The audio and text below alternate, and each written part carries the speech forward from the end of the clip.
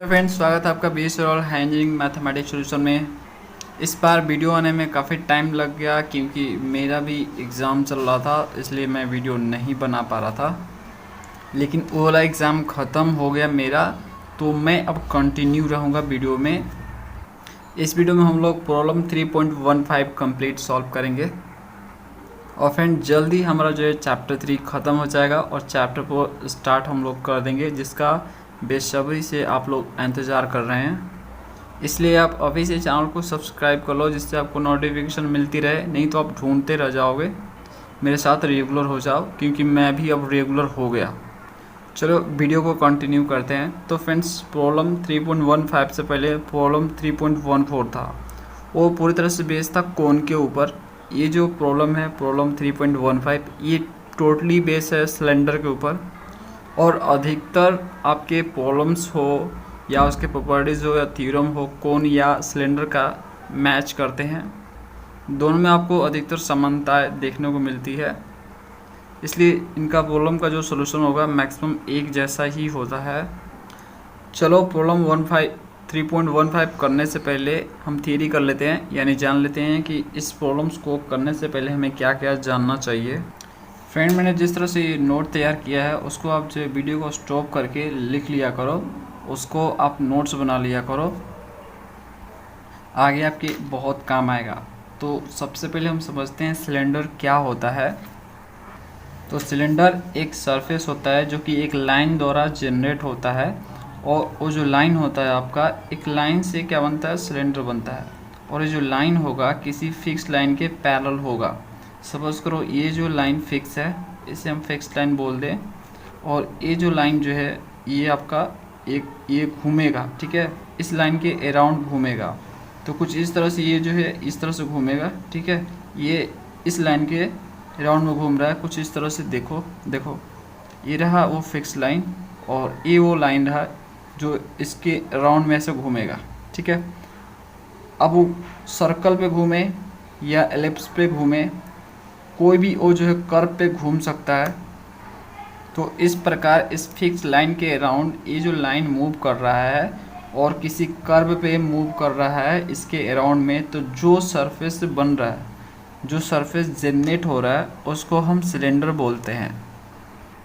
अब fix line में ये लाइन फिक्स रहेगा, ये हिलेगा नहीं। दूसरा वाला लाइन जो इसके पैरेलल है वो सिर्फ हिलेगा, वो मूव करेगा इसके अराउंड में।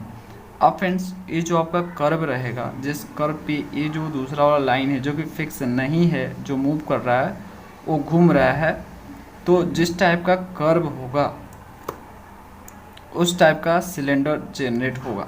अगर इस सर्कल पे घूमेगा तो वो जो है राइट सर्कुलर सिलेंडर होगा, और अदर कोई कर्व पे घूमेगा तो वो सिर्फ सिलेंडर होगा।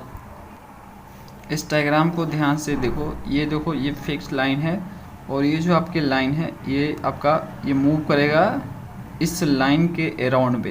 तो जो मूव करता है, जिस कारण मूव करने के कारण सिलेंडर बनता है, उसको हम जनरेटर बोलते हैं। और ये जो कर्व है जिस पे ये जनरेटर मूव कर रहा है उसको हम गाइडिंग कर्व बोलते हैं। और जो गाइडिंग कर्व है किसी भी प्रकार का हो सकता है, तो जैसा गाइडिंग कर्व होगा वैसा सिलेंडर जनरेट होगा। देखो मैंने यहाँ पे लिखा हुआ है, कोन में भी ये चीज़ लिखा हुआ था और समझाया था आपको कि जो डिग्री है सिलेंडर का, जो इक्वेशन ऑफ सिलेंडर है होगा, उसका जो डिग्री होगा यानी मैक्सिमम पावर जो होगा, वो डिपेंड करेगा नेचर ऑफ गाइडिंग कर्व पे। मतलब ये जो गाइडिंग कर्व है इसका नेचर कैसा है उसके ऊपर डिपेंड करेगा। अगर ये गाइडिंग कर्व कोनिक है तो आपका फ्रेंड्स मैक्सिमम डिग्री 2 होगा। और जो हमारा चैप्टर है, जो हम पढ़ रहे हैं, जो हम सीख रहे हैं, जो कि आपका कोन और सिलेंडर है चैप्टर 3 में, जो कि अभी हम सॉल्व करने वाले हैं, उसमें हमें सिर्फ कोनिक का ही प्रॉब्लम सॉल्व करना है। अदर कोई भी कर्व का प्रॉब्लम हमें सॉल्व नहीं करना है, हमारे सिलेबस से बाहर है, इसलिए हम डिस्कस नहीं करेंगे उसको। तो आपको जो भी प्रॉब्लम मिलेंगे अगर आप एग्ज़ाम में जाते हो तो आपको कोनिक ही मिलेंगे। मतलब जो कर्व पे जनरेटर मूव करेगा वो सिर्फ कोनिक ही होगा, यानी मैक्सिमम डिग्री 2 का केस आपको मिलने वाला है। अगर जो गाइडिंग कर्व होगा उसका मैक्सिमम पावर 3 होगा तो ऑफकोर्स इक्वेशन ऑफ जो सिलेंडर होगा उसका भी मैक्सिमम पावर 3 होगा। समझ रहे हो? इस तरह से आपका गाइडिंग कर्व के इक्वेशन पे डिपेंड है सिलेंडर का जो इक्वेशन का डिग्री है वो। ठीक है, नेक्स्ट यहाँ पे मैंने नोट लिखा है most of the properties and theorem और in cylinder are same as that of cone. तो मैंने आपको पहले ही स्टार्ट चैप्टर में बताया था कि अधिकतर प्रॉपर्टीज और थ्योरम जो कि हम कोन में पढ़े थे वो सिलेंडर से मैच करेंगे। तो आप अगर कोन अच्छे से समझ गए हो तो सिलेंडर को समझने में कोई समस्या नहीं आएगी। नेक्स्ट मैंने नोट यहाँ पे लिखा it is a note having a vertex only fix line and conic. तो इसमें आपको देखने को क्या क्या मिलेंगे, पहले आपको जनरेटर मिलेगा, दूसरा गाइडिंग कर्व मिलेगा और एक फिक्स लाइन मिलेगा। इसमें आपको वर्टेक्स देखने को नहीं मिलेगा जो कि कोन में आपको वर्टेक्स देखने को मिल रहा है। मतलब डिफरेंस देखा जाए तो बहुत कम ही दोनों में डिफरेंस आपको देखने को मिलेंगे, बस इसमें आपको वर्टेक्स देखने को नहीं मिलेगा और कोन में एक वर्टेक्स आपको देखने को मिला था। अब हम बात कर लेते हैं टाइप ऑफ सिलेंडर के बारे में। तो देखते हैं कितने टाइप का सिलेंडर होता है। तो फ्रेंड्स मेनली जो है 2 टाइप का सिलेंडर हम डिस्कस करते हैं। पहला है राइट सर्कुलर सिलेंडर, दूसरा है ऑब्लिक। तो राइट सर्कुलर सिलेंडर को समझते हैं। तो देखो राइट सर्कुलर सिलेंडर भी एक टाइप का सिलेंडर है, बस इसमें आपका ये रहेगा कि जो आपका ये फिक्स लाइन है और ये जो लाइन जो मूव करेगा इसके अराउंड, ये जो है ये जो आपका दोनों के बीच जो डिस्टेंस रहेगा वो फिक्स हो जाएगा। अब देखो जो हम सिलेंडर उसमें मैंने आपको बताया, उसमें मैंने ये नहीं बताया कि ये जो फिक्स लाइन है और ये वो जो लाइन है जो जनरेटर इसको बोलते हैं हम लोग, जो मूव करता है इसके अराउंड, उनके बीच का डिस्टेंस फिक्स रहेगा, उसमें मैंने ये नहीं बताया। लेकिन राइट सर्कुलर सिलेंडर में क्या रहेगा, इन दोनों के बीच जो डिस्टेंस है वो सेम रहेगा। सपोज़ करो ये जनरेटर यहाँ पे है तो इसके बीच जो डिस्टेंस है इन दोनों के बीच वो r है, तो ये यहाँ पे जाएगा तो भी r ही डिस्टेंस रहेगा, अगर ये यहाँ पे जाएगा तो r ही डिस्टेंस रहेगा। समझ रहे हो? तो इस केस में जो सिलेंडर जनरेट होगा इसके राउंड करने से इस फिक्स लाइन के, वो होगा राइट सर्कुलर सिलेंडर। अब फ्रेंड्स ये अच्छी तरह से हम लोग समझते हैं कि देखो जैसे मैं आपको एक सर्कल बनाता हूँ। देखो इस तरह से, देखो अब ये जो लाइन हो गई ये फिक्स लाइन हो गया, ये जो दिख रहा है फ्रेंड्स ये फिक्स लाइन हो गया, और ये जो लाइन मूविंग लाइन हो गया, जनरेटर बोलते हैं इसको। ठीक है, ये क्या करेगा, ऐसे राउंड करेगा। देखो जब राउंड करेगा कुछ इस तरह से, कुछ देखो कुछ इस तरह से राउंड करेगा, तो ये जहाँ पे भी जा रहा है जिस तरह से मूव कर रहा है तो डिस्टेंस सेम बना के मूव कर रहा है। तो सेम डिस्टेंस से मूव करने से जो ये सरफेस बनता है वो होता है राइट सर्कुलर सिलेंडर, और जिस कर्व पे घूमता है वो सिर्फ सर्कल ही हो सकता है, और जो फिक्स लाइन होता है वो होता है रेडियस उस सर्कल का। ठीक है, ये रहा वो फिक्स लाइन। ठीक है, यहाँ पे जनरेटर हो गया, यहाँ पे फिक्स लाइन हो गया, इनके बीच का डिस्टेंस अगर r है तो ये जहाँ पे भी जाएगा हर जगह r ही होगा। ठीक है, तो इस तरह से ये राइट सर्कुलर सिलेंडर होता है, यानी सर्कुलर पाथ पे घूमता है ये आपका जनरेटर, इसी कारण हम इसको बोलते हैं राइट सर्कुलर सिलेंडर। और राइट सर्कुलर सिलेंडर की सबसे बड़ी विशेषता ये है कि इसमें जो वो लाइन होता है जो कि फिक्स लाइन होता है वो परपेंडिकुलर होता है इस कर्व पे, जो आपका कर्व यानी वो सर्कल पे परपेंडिकुलर होता है। तो ये जनरेटर हो गया जो कि इसके राउंड पे इस फिक्स लाइन के राउंड घूमेगा, और इसको हम एक्सिस बोलते हैं, जो फिक्स लाइन है उसको हम एक्सिस बोलते हैं सिलेंडर का, राइट सर्कुलर सिलेंडर का एक्सिस बोलते हैं। और इनके बीच जो कांस्टेंट डिस्टेंस है उसको हम रेडियस बोलते हैं। और ये जो कर्व है जिसके अराउंड में जनरेटर मूव कर रहा था वो गाइडिंग कर्व है, वो एक्चुअल में सर्कल ही होता है। यहाँ पे मैंने नोट लिखा है every section of right circular cylinder by the plane perpendicular to its axis is circle. ये बोल रहा है कि अगर हम कोई प्लेन लें और इस प्लेन को हम इस सिलेंडर को इस एक्सिस के परपेंडिकुलर इस तरह से काटें। ठीक है, सपोज करो ये आपका सिलेंडर है, राइट सर्कुलर सिलेंडर है। ठीक है, इसको हम प्लेन से कहीं से भी काटें एक्सिस के परपेंडिकुलर, ये एक्सिस है, ये क्या होता है, एक्सिस होता है जो सीधा जो फिक्स लाइन है वो एक्सिस। तो इस एक्सिस के परपेंडिकुलर काटे तो एक सर्कल ही सिर्फ हमें मिलेगा, ये कहना चाहता है आपको सर्कल ही मिलेगा। ठीक है, ये सबसे नीचे वाला पार्ट जिस पाथ पे मूव कर रहा है वो सर्कल ही होता है। तो जहाँ से भी काटेंगे हमें सर्कल ही मिलेगा। यानी हम अगर सर्कल को जो है 1 बाई 1 करके एक एक करके ऊपर रखते चले जाएं तो एक हमें सिलेंडर मिलेगा, वो भी राइट सर्कुलर सिलेंडर। अब देखो दूसरा टाइप का हम सिलेंडर समझते हैं, oblique cylinder. When the side of the cylinder is slanted instead of perpendicular spaces, it is called the oblique cylinder। तो ऑब्लिक सिलेंडर में ये होता है कि जो आपका इसका जो जनरेटर होता है, चाहे जो उसका साइड बोल सकते हो आप, देखो ये साइड है और ये वाला साइड है, ये क्या होता है, ये जो है परपेंडिकुलर ना होके बेस पे ये थोड़ा स्लेंटेड हो जाता है, मतलब थोड़ा मूव कर जाता है, थोड़ा ये टेढ़ा हो जाता है। आप इसको ध्यान से देख सकते हो, ये रहा कर्व, इस पे ये जो दोनों साइड है, ये जो साइड है इस पे परपेंडिकुलर नहीं है, ये थोड़ा स्लेंटेड है, देख सकते हो। तो इस टाइप के सिलेंडर को हम ऑब्लिक सिलेंडर बोलते हैं, मतलब थोड़ा टेढ़ा होने को, सिलेंडर का जो साइड है उसका थोड़ा टेढ़ा होने को हम ऑब्लिक सिलेंडर बोलते हैं।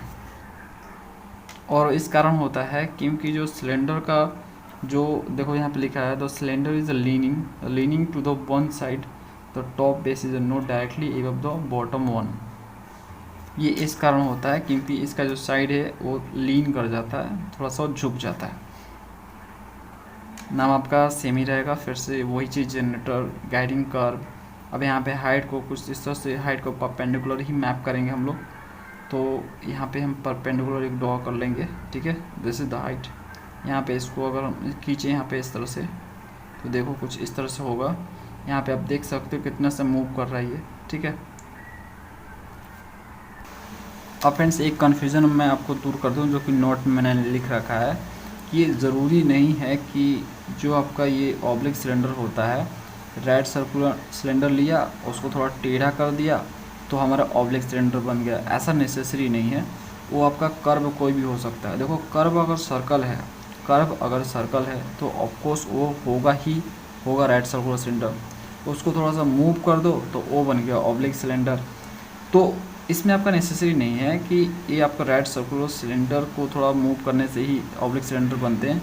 ये कर्व कोई भी हो सकता है, कर्व कोई भी होगा, सर्कल को छोड़ के कर्व कोई भी होगा तो उसको हम राइट सर्कुलर सिलेंडर बोल नहीं सकते।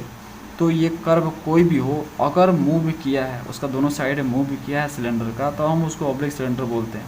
ये चीज़ मैंने लिखा है, in oblique cylinder generator are not necessary to constant distance from the fix line.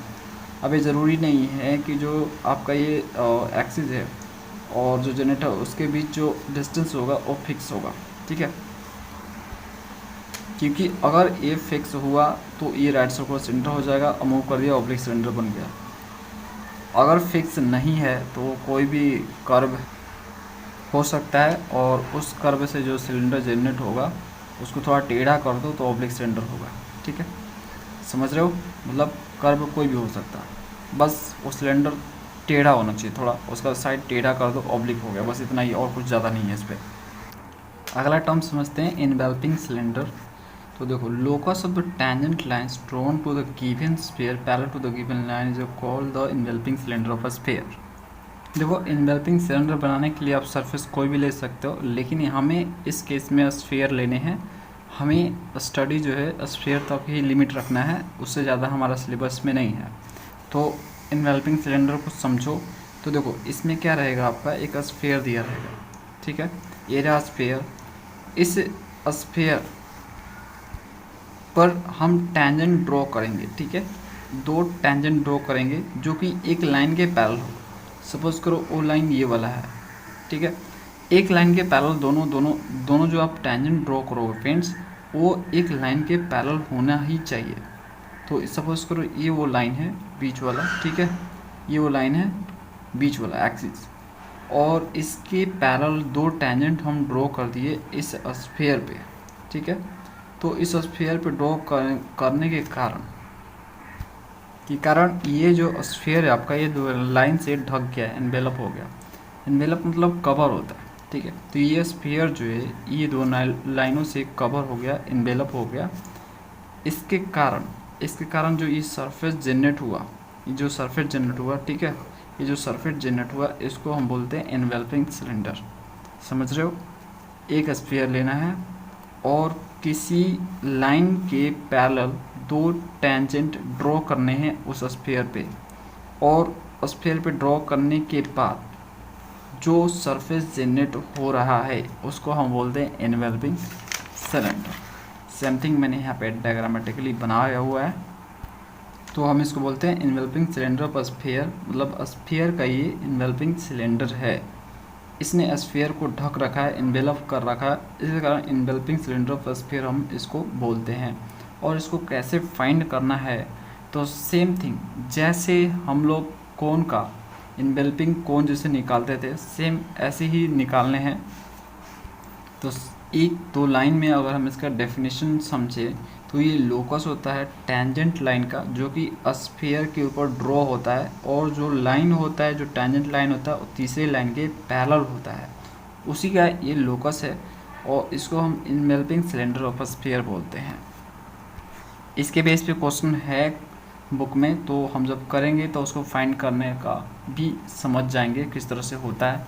मैंने आपको बता भी दिया कि कौन जैसा ही होगा, जैसे कौन का फाइंड किए थे सेम थिंग वैसा ही होगा।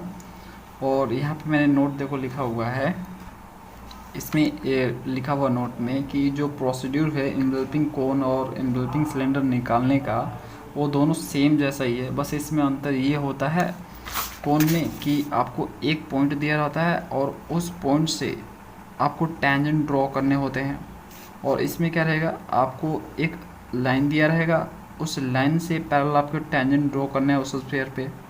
तो इसमें बस इतना ही अंतर है, इसमें एक पॉइंट से ड्रॉ करना है, इसमें एक लाइन से ड्रॉ करना है, तो बस इतना ही अंतर है और ज़्यादा अंतर नहीं है। और फाइंड करने का तरीका सेम ही है, सेम इक्वेशन जिस तरह से उसमें फॉलो करके निकालते थे वैसे ही निकालना है। तो फ्रेंड्स ये कंप्लीट इन्फॉर्मेशन था प्रॉब्लम करने से पहले, तो इसको ध्यान से समझ लेना। अगर जो चीज़ समझ में नहीं आई हो उसको वीडियो को पीछे करके देख के उसको क्लियरली समझ लेना, हम प्रॉब्लम करने वाले हैं। तो फ्रेंड्स अब प्रॉब्लम करने स्टार्ट करते हैं। प्रॉब्लम 3.15 पहला question, find the equation of the right circular cylinder whose axis is the line 10 and radius 4। तो इसमें आपको गिवन है कि जो आपका एक्सिस है उसका इक्वेशन ये दे रखा है और रेडियस आपका 4 दे रखा है। रेडियस दिया है, इससे कंफर्म हो जाता है कि जो आपका गाइडिंग कर्व है वो एक सर्कल है, और ये जो एक्सिस, ठीक है ना, जो उसके सेंटर से होकर गुजर रहा है, सर्कल का सेंटर, वो आपका एक्सिस है। उसका इक्वेशन दे रखा है इन लोगों ने, तो हमें equation of right circular cylinder निकालने हैं। तो इस टाइप के क्वेश्चन को सॉल्व करने के दो तरीके हैं, मैं आपको दोनों तरीके बताऊंगा। पहला तरीका समझते हैं। तो देखो मैंने क्वेश्चन देखकर ये डायग्राम बना लिया क्वेश्चन के अनुसार। अब बोलोगे कैसे बनाया आपने, तो यहाँ पे देखो जो चीज़ें गिवन था उसके अनुसार ही मैंने बनाया है। इक्वेशन ऑफ जो एक्सिस है, जो एक्सिस का इक्वेशन इन लोगों ने दे रखा है वो है x is equal to 2y equal to -z। अब मैंने इसमें 2 से डिवाइड कर दिया सब में, तो x/2 हो गया इधर, ये हो गया y/1 और ये हो गया z/-2। ठीक है, ये माइनस नीचे मैंने ला दिया। तो फ्रेंड्स जो लाइन का इक्वेशन होता है सिमेट्रिकल फॉर्म में कुछ इस तरह से ही होता है, तो इसको हम ऐसे लिख सकते हैं। देखो x पहले x - 0/2, y - 0/1 और z - 0/-2, कुछ इस तरह से लिख सकते हैं। अब देखो 0 0 0 ये वो पॉइंट्स होता है जिससे वो लाइन पास होता है, ठीक है, एक पॉइंट से आपको गिवन मिलता है। तो यहाँ पे 0 0 0 है, यानी ये जो लाइन है, जो एक्सिस है, ये ओरिजिन से पास कर रहा है, यानी एक पॉइंट से इसका जो पॉइंट्स है, दो पॉइंट्स होते हैं ना इस तरह से लाइन के, तो एक पॉइंट तो ओरिजिन है इसका, ये हम पता लगा लिए, तो उसका उस पॉइंट का नाम हमने ए रख दिया। ठीक है, तो 0,0,0। और दूसरा इन लोगों ने रेडियस दे रखा है। सपोज़ करो रेडियस जो है आपका, रेडियस जो सपोज़ करो r है वो इक्वल टू 4 आपको दे रखा है। तो यहाँ पे ये मैंने r लिख दिया यहाँ पे, जो कि 4 के इक्वल है। और एक पॉइंट जो है मैंने इस जनरेटर पे कोई पॉइंट ले लिया।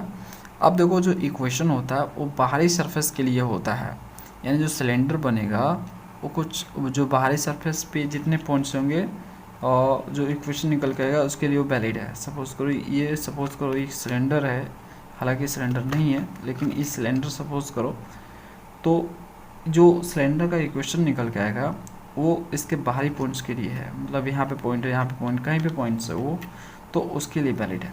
तो ये सपोज़ करो ये जनरेटर पे ही आपको सो पॉइंट होगा, तो ये पॉइंट P है, लेट कर लेते हैं, और वो पॉइंट का कोऑर्डिनेट x, y, z, और उस पॉइंट से जो है इस पे मैंने यहाँ पे परपेंडिकुलर डाला, जो कि रेडियस ही है एक्चुअल में सर्कल का, ये हम जानते ही हैं, क्योंकि ये देखो दोनों का बीच डिस्टेंस जो होगा फिक्स्ड हो जाएगा, और जब डिस्टेंस फिक्स्ड होता है एक्सिस और जनरेटर के बीच तो एक सर्कल जनरेट होता है, और उस सर्कल से एक सिलेंडर जनरेट होता है जिसको राइट सर्कुलर सिलेंडर बोलते हैं। तो ये तो फिक्स हो गया ये, और जहाँ से मैंने यहाँ पे लाइन ड्रॉ किया उस पॉइंट का हमने M नाम रख दिया, और राइट सर्कुलर सिलेंडर है, इसके कारण यहाँ पे डिग्री जो होगा उसका एंगल 90 डिग्री ही होगा। अब देखो जो ये क्वेश्चन आया, ये आपका जो ये क्वेश्चन निकल के आया फाइनली लाइन का एक्सिस का जो क्वेश्चन, इससे हम क्या क्या लिख सकते हैं, एक्सिस यहाँ पे लिखेंगे एक्सिस, ठीक है ना, एक्सिस पासिंग थ्रू 0,0,0 यानी finally origin, and having direction ratio या कोसाइन बोलो, डायरेक्शन रेशियो आर क्या है 2, 1, -2, 2, 1, -2। अब जो यहाँ पे डायग्राम में हमने बनाया वो चीज़ हम यहाँ पे लिखेंगे, तो यहाँ पे हम लिखेंगे लेट P पॉइंट से कोई जिसका कोऑर्डिनेट है x, y, z, be any point on the cylinder. ये पॉइंट जो P है आपका सिलेंडर के ऊपर है, और एक मैंने यहाँ पे ड्रॉ किया, क्या ड्रॉ PM परपेंडिकुलर AM, जो PM पे मैंने परपेंडिकुलर डाला, देखो कहाँ गया PM, तो ये PM है आपका AM, ये दोनों परपेंडिकुलर 90 डिग्री। ऑफकोर्स ऐसे यहाँ पे भी 90 डिग्री होगा क्योंकि ये सर्कल है, तो सर्कल पे जो एक्सिस होगा परपेंडिकुलर ही गिरता है, तो ऑफकोर्स यहाँ पे भी 90 होगा, लेकिन कोई ना, यहाँ पे मैंने छोटा सा पार्ट बनाया ये, इसके कारण यहाँ पे मैंने लिख दिया PM परपेंडिकुलर टू AM। और जो R है आपका वो कुछ और नहीं MP होगा, ये आपका MP ही होगा R, और ये आपको गिवन है कितना 2 है, 4 दिया है, 2 नहीं दिया है, तो 4। अब देखो फाइनली निकालने के लिए हमें क्या करना है, ये है तो राइट सर्कुलर सिलेंडर यानी सिंपली 90 डिग्री बन रहा है, और इस कारण यहाँ पे आप देख सकते हो एक राइट, यहाँ पे राइट एंगल ट्रायंगल भी बन रहा है, यहाँ पे आप देख सकते हो। तो इसी राइट एंगल ट्रायंगल का हेल्प लेंगे, पाइथागोरस थ्योरम लगा देंगे और हमारा सोल्यूशन मिल जाएगा। तो पाइथागोरस थ्योरम लगाने के लिए हमें तीनों पता होना चाहिए, है ना, तीनों पता होना चाहिए, मतलब तीनों जो साइड है तीनों का लेंथ पता होना चाहिए। अब देखो यहाँ पे इसका तो हम लेंथ निकाल लेंगे, ये पॉइंट्स हमें पता ही है, P पॉइंट्स हमने लेट कर ही लिया है यहाँ पे, और ये जो आपका MP है ये तो हमें पता ही 4 है, लेकिन ये नहीं पता है फ्रेंड्स, एम नहीं पता है, तो एम हमें निकालना पड़ेगा। ये हम निकालेंगे कैसे, अगर हमें एम पता हो जाए तो पाइथागोरस लगाएंगे और हमारे सामने ये क्वेश्चन ऑफ सिलेंडर मिल जाएगा। तो एम निकालने के लिए हम प्रोजेक्शन का यूज़ करेंगे, जो वेक्टर का प्रोजेक्शन मेथड है उसे हम यूज़ करेंगे। इसे ध्यान से समझो, प्रोजेक्शन मैंने आपको बताया हुआ, फिर से मैं बता दूँ आपको। देखो दो वेक्टर आपको गिवन है, ठीक है, और ये वाला वेक्टर जो ए है, सपोज करो ये वाला वेक्टर है और this is the B vector, यहाँ पे बनाते हैं, ये हो गया बी वेक्टर और ये हो गया आपका ए वेक्टर। अगर मुझे इस ए वेक्टर का प्रोजेक्शन बी पे चाहिए, मतलब इसके ऊपर चाहिए, तो मैं कैसे निकालूंगा। तो देखो दोनों वेक्टरों को हम डॉट कर देंगे, ठीक है, दोनों वेक्टरों को डॉट करेंगे, और जो आपका ये वाला वेक्टर जिसके ऊपर निकालना है उसके मैग्नीट्यूड से डिवाइड कर देंगे, तो हमें प्रोजेक्शन मिल जाएगा ए का बी के ऊपर। समझ रहे हो, देखो एक्चुअल में हमें क्या चाहिए, इसका जो मैग्नीट्यूड है इसके डायरेक्शन में चाहिए। समझ रहे हो मैं क्या बोल रहा हूँ, इसका जो मैग्नीट्यूड, ए वेक्टर का जो मैग्नीट्यूड है इसके डायरेक्शन में चाहिए, बस मतलब इतना ही चाहिए। ये तो हमें पता नहीं है, ठीक है, ये अननोन है, सेम यही वाला चीज़ है। देखो ये वाला अननोन है एम, और ये जो एम है वही बी है, समझ रहे हो। तो हमें इस बी को निकालना है, तो हमें प्रोजेक्शन का यूज़ करना होगा। हम क्या कर रहे हैं, ए वेक्टर का प्रोजेक्शन बी पे निकालना है। इसके लिए हमें इन दोनों वेक्टर का डॉट करना पड़ेगा और जो नीचे वाला वेक्टर है मतलब जिसके ऊपर निकाला है उसके मैग्नीट्यूड से डिवाइड करना पड़ेगा। तो फाइनली हमें क्या मिल जाएगा, यहाँ पे प्रोजेक्शन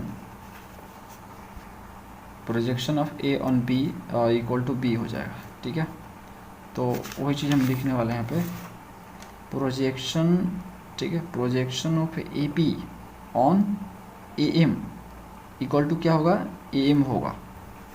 तो देखो, तो यहाँ पे हमें वेक्टर नहीं मिला है लेकिन हमें डायरेक्शन रेशियो दिख रहा है।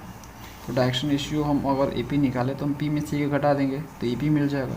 और डायरेक्शन रेशियो हमें चाहिए ए एम का, तो एक्चुअल में ए एम किस पे है, ए एम किस पे, इस पूरे एक्सिस पे है, पूरे एक्सिस पे है ना ये।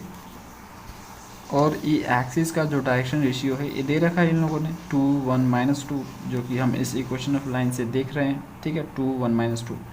तो बस हमें क्या करना है, इन दोनों वेक्टर को डॉट करके हमें इसके मैग्नीट्यूड, यानी जो ये मैग्नीट्यूड है ना, ये सॉरी जो आपका ये वाला ये एक्सिस का जो डायरेक्शन रेशियो है उसके मैग्नीट्यूड से डिवाइड कर देंगे।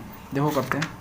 तो अगर हमें ए एम निकालना है, ए एम, ठीक है, तो हमें क्या करना होगा, प्रोजेक्शन, देखो फ्रेंड्स इसको ध्यान समझ लेना, प्रोजेक्शन ऑफ ए पी का प्रोजेक्शन किस पे, ऑन ए एम करना होगा। ठीक है, तो उसके लिए हमें क्या करना है, उसके लिए हमें direction ratio of A P का जो डायरेक्शन रेशियो होगा उसको हमें डॉट करना है direction ratio of A M, और फिर डायरेक्शन रेशियो ऑफ जो ए एम होगा उसके मैग्नीट्यूड से डिवाइड कर देना है। सेम थिंग मैंने अभी बताया आपको, वो चीज़ मैं कर रहा हूँ। इसके ऊपर हमें चाहिए प्रोजेक्शन, तो इन दोनों को डॉट करके इसके मैग्नीट्यूड से डिवाइड करना होगा। और direction ratio of A P चाहिए हमें, तो पी में से ये घटाना है, तो एक्स में 0, वाई में 0, जेड में से 0। यहाँ पे लिखेंगे हम एक्स में से 0, ठीक है, और चलो इसको राउंड नहीं करते हैं, कोमा ही देते रहते हैं, एक्स में से 0, कोमा वाई में से 0 और जेड में से 0। ये हो गया इसका ए पी का डायरेक्शन रेशियो, डॉट, क्योंकि डॉट है डायरेक्शन रेशियो पे ए एम, तो डायरेक्शन रेशियो पे ए एम तो दे रखा है इन लोगों ने, देखो 2 1 -2, तो यहाँ पे लिखेंगे 2 1 -2 डिवाइडेड बाई क्या है, direction ratio of A M. तो direction ratio of A M का मैग्नीट्यूड चाहिए, मतलब इसका मैग्नीट्यूड, तो क्या होगा 2 का स्क्वायर, 1 का स्क्वायर और -2 का स्क्वायर। ठीक है फ्रेंड्स, तो ये हमें ए एम मिल जाएगा। अब एक्चुअल में एक्स में 0, वाई में 0, जेड में 0, तो एक्चुअल में कुछ और नहीं, एक्स वाई जेड ही होगा, और डॉट करना है 2 1 -2 से, और नीचे आपका फाइनली कितना आएगा बताओ, तो ये आएगा आपका 2 का स्क्वायर 4, 1 का स्क्वायर 1 2 4 9, 9 का स्क्वायर रूट ऑफ 3 आ जाएगा बाहर। तो ये एम हो गया। अब देखो एक आपका ये आई जे के फॉर्म में अगर देखें, एक्स आई वाई जे और जेड के है, तो 2 आई है और 1 जे है और -2 के है, तो आई वाला आई के साथ डॉट होता है, जे वाला जे के साथ, के वाला के साथ। तो करोगे तो x और 2 तो यहाँ पे हो जाएगा 2x y, और यहाँ पे 1 तो ये हो जाएगा y, और यहाँ पे आपका z है तो z और -2 आपका हो जाएगा 2z डिवाइड बाई 3। तो ये हमें क्या मिला, ए एम मिला, ए एम। तो फाइनली हमें फ्रेंड्स ये एम मिला, और इसको मैग्नीट्यूड के फॉर्म में हम लिख सकते हैं, तो ए एम का ये मैग्नीट्यूड है। ओके, और ए पी अब लिख लेते हैं, ए पी का मैग्नीट्यूड हम देखें तो क्या होगा बताओ। तो ए पी हम जानते हैं ना, पी में से वो घटाना, तो एक्स में से 0, एक्स में से 0, वाई में से 0, वाई में से 0 और जेड में से 0। ठीक है, प्लस प्लस स्क्वायर कर दो, ठीक है, और स्क्वायर रूट कर दो, तो ये हो गए ए पी के मैग्नीट्यूड, ए पी मिल गया। और दूसरा हमें क्या चाहिए, हम देखो पाइथागोरस थ्योरम लगाने वाले हैं। देखो ए एम तो निकाल लिया हमने, अभी निकाला, और ए पी भी निकाल लिया अभी, इसमें से शुरू करके मैग्नीट्यूड चाहिए तो स्क्वायर करके स्क्वायर रूट करना होता है, और एम पी जो कि दे रखा है 4। ठीक है, तो फ्रेंड्स अगर एम पी देखें तो एम पी 4 दे रखा है, और एम पी का हम अगर स्क्वायर कर ले तो ये हो जाएगा 16। अब हमें तीनों मिल चुका है साइड। अब हम पाइथागोरस थ्योरम लगाने के लिए रेडी हैं। तो हम लिखेंगे in triangle A M P, ये जो आपका ट्रायंगल बन रहा है ए एम पी बन रहा है ना, तो ए एम पी हो गया। तो जो आपका एंगल जो एम होगा वो 90 डिग्री है, तो उसके कारण हम पाइथागोरस से बाय पाइथागोरस यहाँ पे लिख सकते हैं, बाय पाइथागोरस थ्योरम। ठीक है, इससे क्या हो जाएगा हमारा ए एम का स्क्वायर प्लस एम पी का square equal to A P का स्क्वायर। ठीक है, ये होगा पाइथागोरस थ्योरम से। ये क्या होगा, एम का स्क्वायर एम पी का square equal to A P का स्क्वायर। तो देख लो, ये रहा आपका एम, इसका स्क्वायर करेंगे प्लस एम पी जो कि ये 16 है, और उसके बाद जो है ए पी का स्क्वायर, ये रहा ए पी, इसका स्क्वायर करेंगे। तो देखो कर रहे हैं। तो पहला है ए एम, तो ए एम हमारा निकल के आएगा तो 2x plus Y minus 2z divide by 3 का स्क्वायर प्लस एम पी हमारा 4 था तो 4 का स्क्वायर। ए पी, तो ए पी हमारा निकल के आया था x में 0 y में 0 z में 0 था, तो उसका जो हम करेंगे स्क्वायर हम करेंगे, तो जो स्क्वायर रूट है उसका हटेगा, तो एस स्क्वायर वाई स्क्वायर और जेड स्क्वायर फाइनली आएगा। ओके, ठीक है, तो ये हो गया आपका। अब हम क्या कर रहे हैं, तो हम स्क्वायर कर रहे हैं, तो ऊपर वाला का देखो हम स्क्वायर करेंगे तो e प्लस बी प्लस सी के होल स्क्वायर पर टूट जाएगा, फॉर्मूला है ये। तो देखो इसको हम डायरेक्टली यहाँ पे कर लेते हैं, तो आपको करना ही आता होगा, बेसिक सब फॉर्मूला है, ए स्क्वायर बी स्क्वायर सी स्क्वायर। ठीक है, 2ab 2bc 2ca ये सब होता है। और ये हो जाएगा 4z स्क्वायर, ये उसके बाद 4xy माइनस 2zx, और उसके बाद माइनस 4yz, ये आपका होगा इतना का स्क्वायर। और नीचे आपका 3 का स्क्वायर हो जाएगा 9, और 4 का हो जाएगा 16, और इधर जो है फ्रेंड्स स्क्वायर रूट है तो स्क्वायर रूट हट जाएगा इधर, तो x स्क्वायर वाई स्क्वायर और जेड स्क्वायर आपको फाइनली मिलेगा। ओके,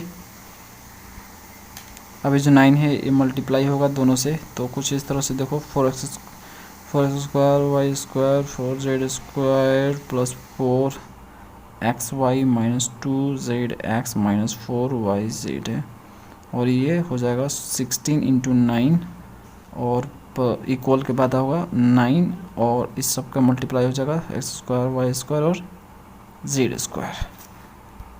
तो मैंने क्या किया, इसको 9 से इसमें मल्टीप्लाई कर दिया, 16 को इसमें मल्टीप्लाई कर दिया, और फाइनली यहाँ पे लिख दिया। अब देखो ये जो पार्ट है इक्वल के साइड वाला, इस साइड में ले आता हूँ, तो ये 4 में से 9 जाएगा। ठीक है, एक्चुअली मैं क्या कर रहा हूँ, चलो इसको इस साइड लाऊंगा तो माइनस आ जाएगा। ठीक है, 4 में से 9 जाएगा तो -5 हो जाएगा ना। मैं क्या कर रहा हूँ, इन सबको इस साइड ले जाता हूँ। ठीक है, लेफ्ट वालों को राइट में ले जाता हूँ। तो यहाँ देखो 9 है, यहाँ पे 4 है, तो 9 में से 4 जाएगा तो 5 स्क्वायर। ठीक है, और यहाँ पे 9y स्क्वायर है, एक y स्क्वायर है, तो यहाँ पे 8y स्क्वायर हो जाएगा। और यहाँ पे देखो 9z स्क्वायर है, 4z स्क्वायर, तो यहाँ पे हो जाएगा 5z स्क्वायर। ठीक है, और बाकी चीज़ें तो बची ऐसी रहेगी, और बस साइन चेंज हो जाएगा इसका, तो इस साइड ये सब जाएगा। तो इसको मैं अरेंज करके फाइनली लिख देता हूँ, तो -4xy plus 4yz plus 2zx minus 144 equal to 0। तो फ्रेंड्स ये आपका राइट आंसर है। क्वेश्चन में देख लेना, कुछ गलती भी दिया रहेगा आपका। यहाँ पे ना इन लोगों ने 8zx लिखा है जो कि गलत है, 2zx ही होगा। देखो फ्रेंड्स, आप बहुत सारे क्वेश्चन करते हो, बोलते हो कि मेरा आंसर कुछ और आ रहा है, ये बुक से आंसर मैच नहीं कर रहा है। तो फ्रेंड्स बहुत से हैं गलतियाँ, ठीक है ना, मिसप्रिंट है इसमें। तो मैं आपको बता रहा हूँ कि आप प्रोसेस सही रखो, जो आपका स्टेप्स होगा, प्रॉब्लम सॉल्व करने का तरीका जो होगा वो सही रखो, आंसर पे मत जाओ। ठीक है, बहुत से मतलब मैं ये बोल सकता हूँ 10% तो आंसर गलत ही इसमें है, 90% सही है, ऐसी बात नहीं है। 10% गलत ही आंसर मिलेंगे आपको। अब देखो दूसरा तरीका सॉल्व करने का, इसको ये तो थोड़ा लेंथी प्रोसेस हो गया। अब देखो दूसरा तरीका बहुत ही आसान है। Equation of right circular cylinder, अगर राइट सर्कुलर सिलेंडर दिया है तो आप इस मेथड का यूज़ करो, फटाक से निकल जाएगा। ठीक है, इफ फार्मूला का यूज़ करो। ये इसमें आपको क्या करना है, x minus alpha into l है और y minus beta into m plus z minus gamma into n का square is equal to x minus alpha का square plus Y minus beta का square plus z minus gamma का square minus r square into l square plus m square plus n square. इस फॉर्मूले का use करो। अब बोलोगे कि अल्फ़ा बीटा गामा क्या है, तो फ्रेंड्स देखो अल्फ़ा बीटा गामा जो है आपका एक पॉइंट से, जो जिस पॉइंट से एक्सिस पास कर रहा है वो पॉइंट से। तो जो अभी प्रॉब्लम हम लोग सॉल्व किए इसमें तो ऑरिजिन है ना 0,00 से पास कर रहा था, तो अल्फ़ा बीटा गामा यहाँ पे क्या हो जाएगा, अल्फ़ा बीटा गामा जो होगा आपका क्या होगा बताओ, 0,0,0 हो जाएगा। अल्फ़ा का 0, बीटा का जगह 0 और ये गामा है, ठीक है ना, गामा की जगह 0 लोगे।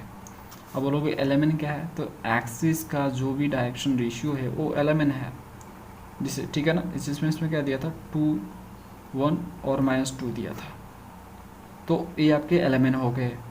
अब आर क्या है, ये रहा आर, तो आर रेडियस है, तो वो भी आपका गिवन रहेगा। बस आपको इसमें उठा के रख देने हैं, अब उसको सॉल्व करना है, फाइनली आपको आंसर मिल जाएगा। इतना लेंदी करने की ज़रूरत नहीं है। और ये बोलोगे आप फार्मूला आप कहाँ से लाए हो, तो कहीं और से नहीं लाए हम, बस इसी से ले आए हैं, ठीक है। ये फॉर्मेट कुछ इस तरह से ही है, यहीं पे जो है ना, ये जो पाइथागोरस थ्योरम लगाया बस यहीं से मैंने निकाल दिया। तो ठीक है, कोई बात नहीं, इसका यूज़ करो, चाहे ये मेथड यूज़ करो, आप दोनों में से कोई भी यूज़ करके सॉल्व कर सकते हो। मैं तो बोलूँगा सबसे बेस्ट तरीका ये है, इसमें रखो, फटाक से सॉल्व करो। चलो अगला प्रॉब्लम देखते हैं। सेकंड में आपको 2 क्वेश्चन मिलेंगे। पहला वाला करता हूँ, दूसरा वाला आप करोगे। पहला वाला देखो, x equal to minus Y by divided by 2 equal to Z by 3 and whose guiding curve the left Z equal to 3। तो इस केस में आपको इक्वेशन ऑफ सिलेंडर निकालने हैं। सिलेंडर का आपको इक्वेशन निकालना है जिसमें आपको गिवन है कि जो जनरेटर है वो इस लाइन के पैरेलल है।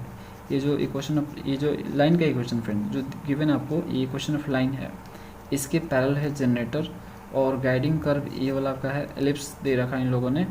तो इनकी सहायता से आपको इक्वेशन ऑफ सिलेंडर निकालने हैं। एक बताता हूँ, दूसरा वाला कर लेना, सेम टू सेम है। तो जो चीज़ें गिवन है उसे लिख लो। Generator is parallel to line दिया है इसमें, x equal to y minus y divide by 2 और z डिवाइडेड बाई 3, ये आपका दिया है। तो इसको हम लिख सकते हैं x/1 -0, ठीक है, x - 0 डिवाइड बाई 1, और यहाँ पे हम इसको लिख सकते हैं y - 0 डिवाइड बाई -2, और इसको लिख सकते हैं z - 0 डिवाइड बाई 3। और आपका गाइडिंग कर्व इसमें दे रखा है इन लोगों ने, गाइडिंग कर्व दे रखा है क्या, x² + 2y² इक्वल टू 1 और z इक्वल टू 3। मतलब जो z एक्सिस पे आपका जो 3 पॉइंट्स पे, मतलब जो पॉइंट्स आपका 3 आएगा, यहाँ पे देखो, जैसे ये आपका ये z एक्सिस है ये, तो यहाँ से जो है एलिप्स बनना स्टार्ट हो रहा है कुछ इस तरह से। मतलब ये अगर ये ओरिजिन है तो ये 3 पॉइंट्स पे ये आपका 3 यूनिट है, तो यहाँ से आपका ये एलिप्स इस तरह से बना, समझ रहे हो।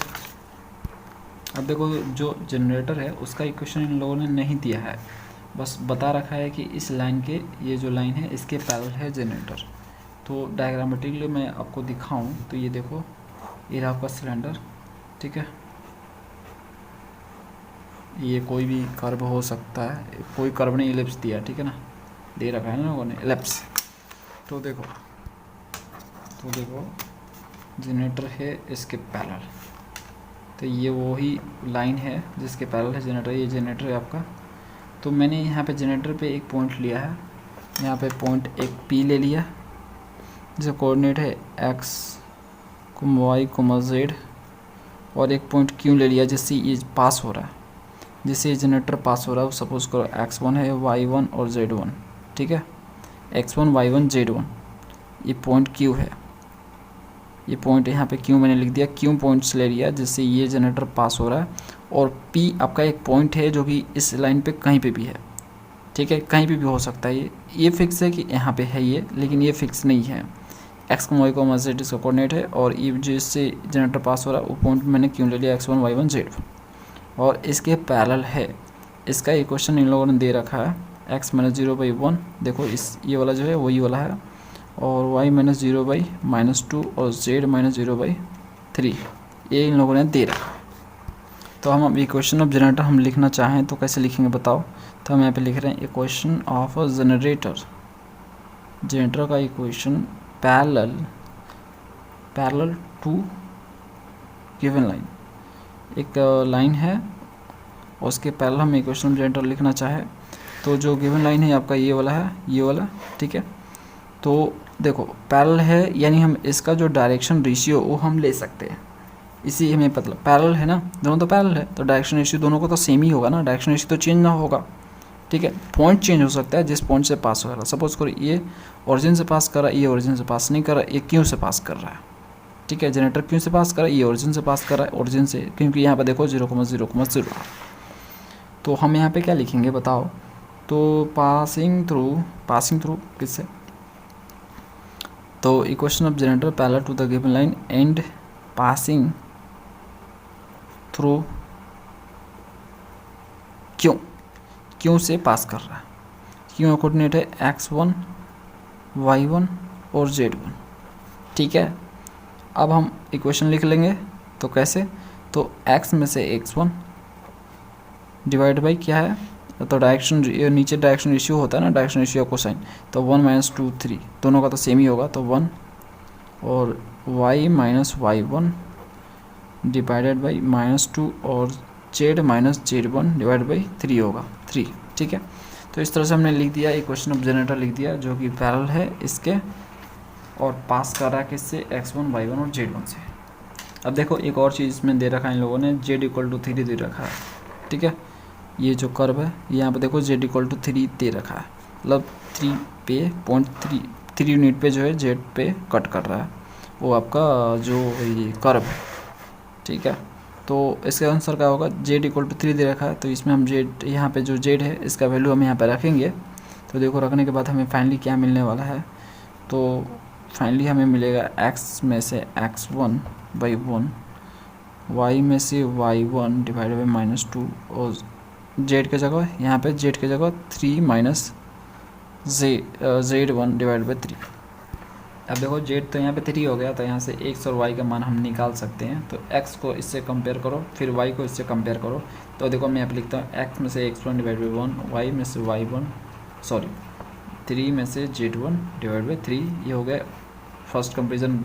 अब यहाँ से x हम फाइंड कर लेंगे, दूसरा यहाँ से y में से y1 डिवाइड बाई -2 और 3 में से z1 डिवाइड बाई 3, तो ये हो गया।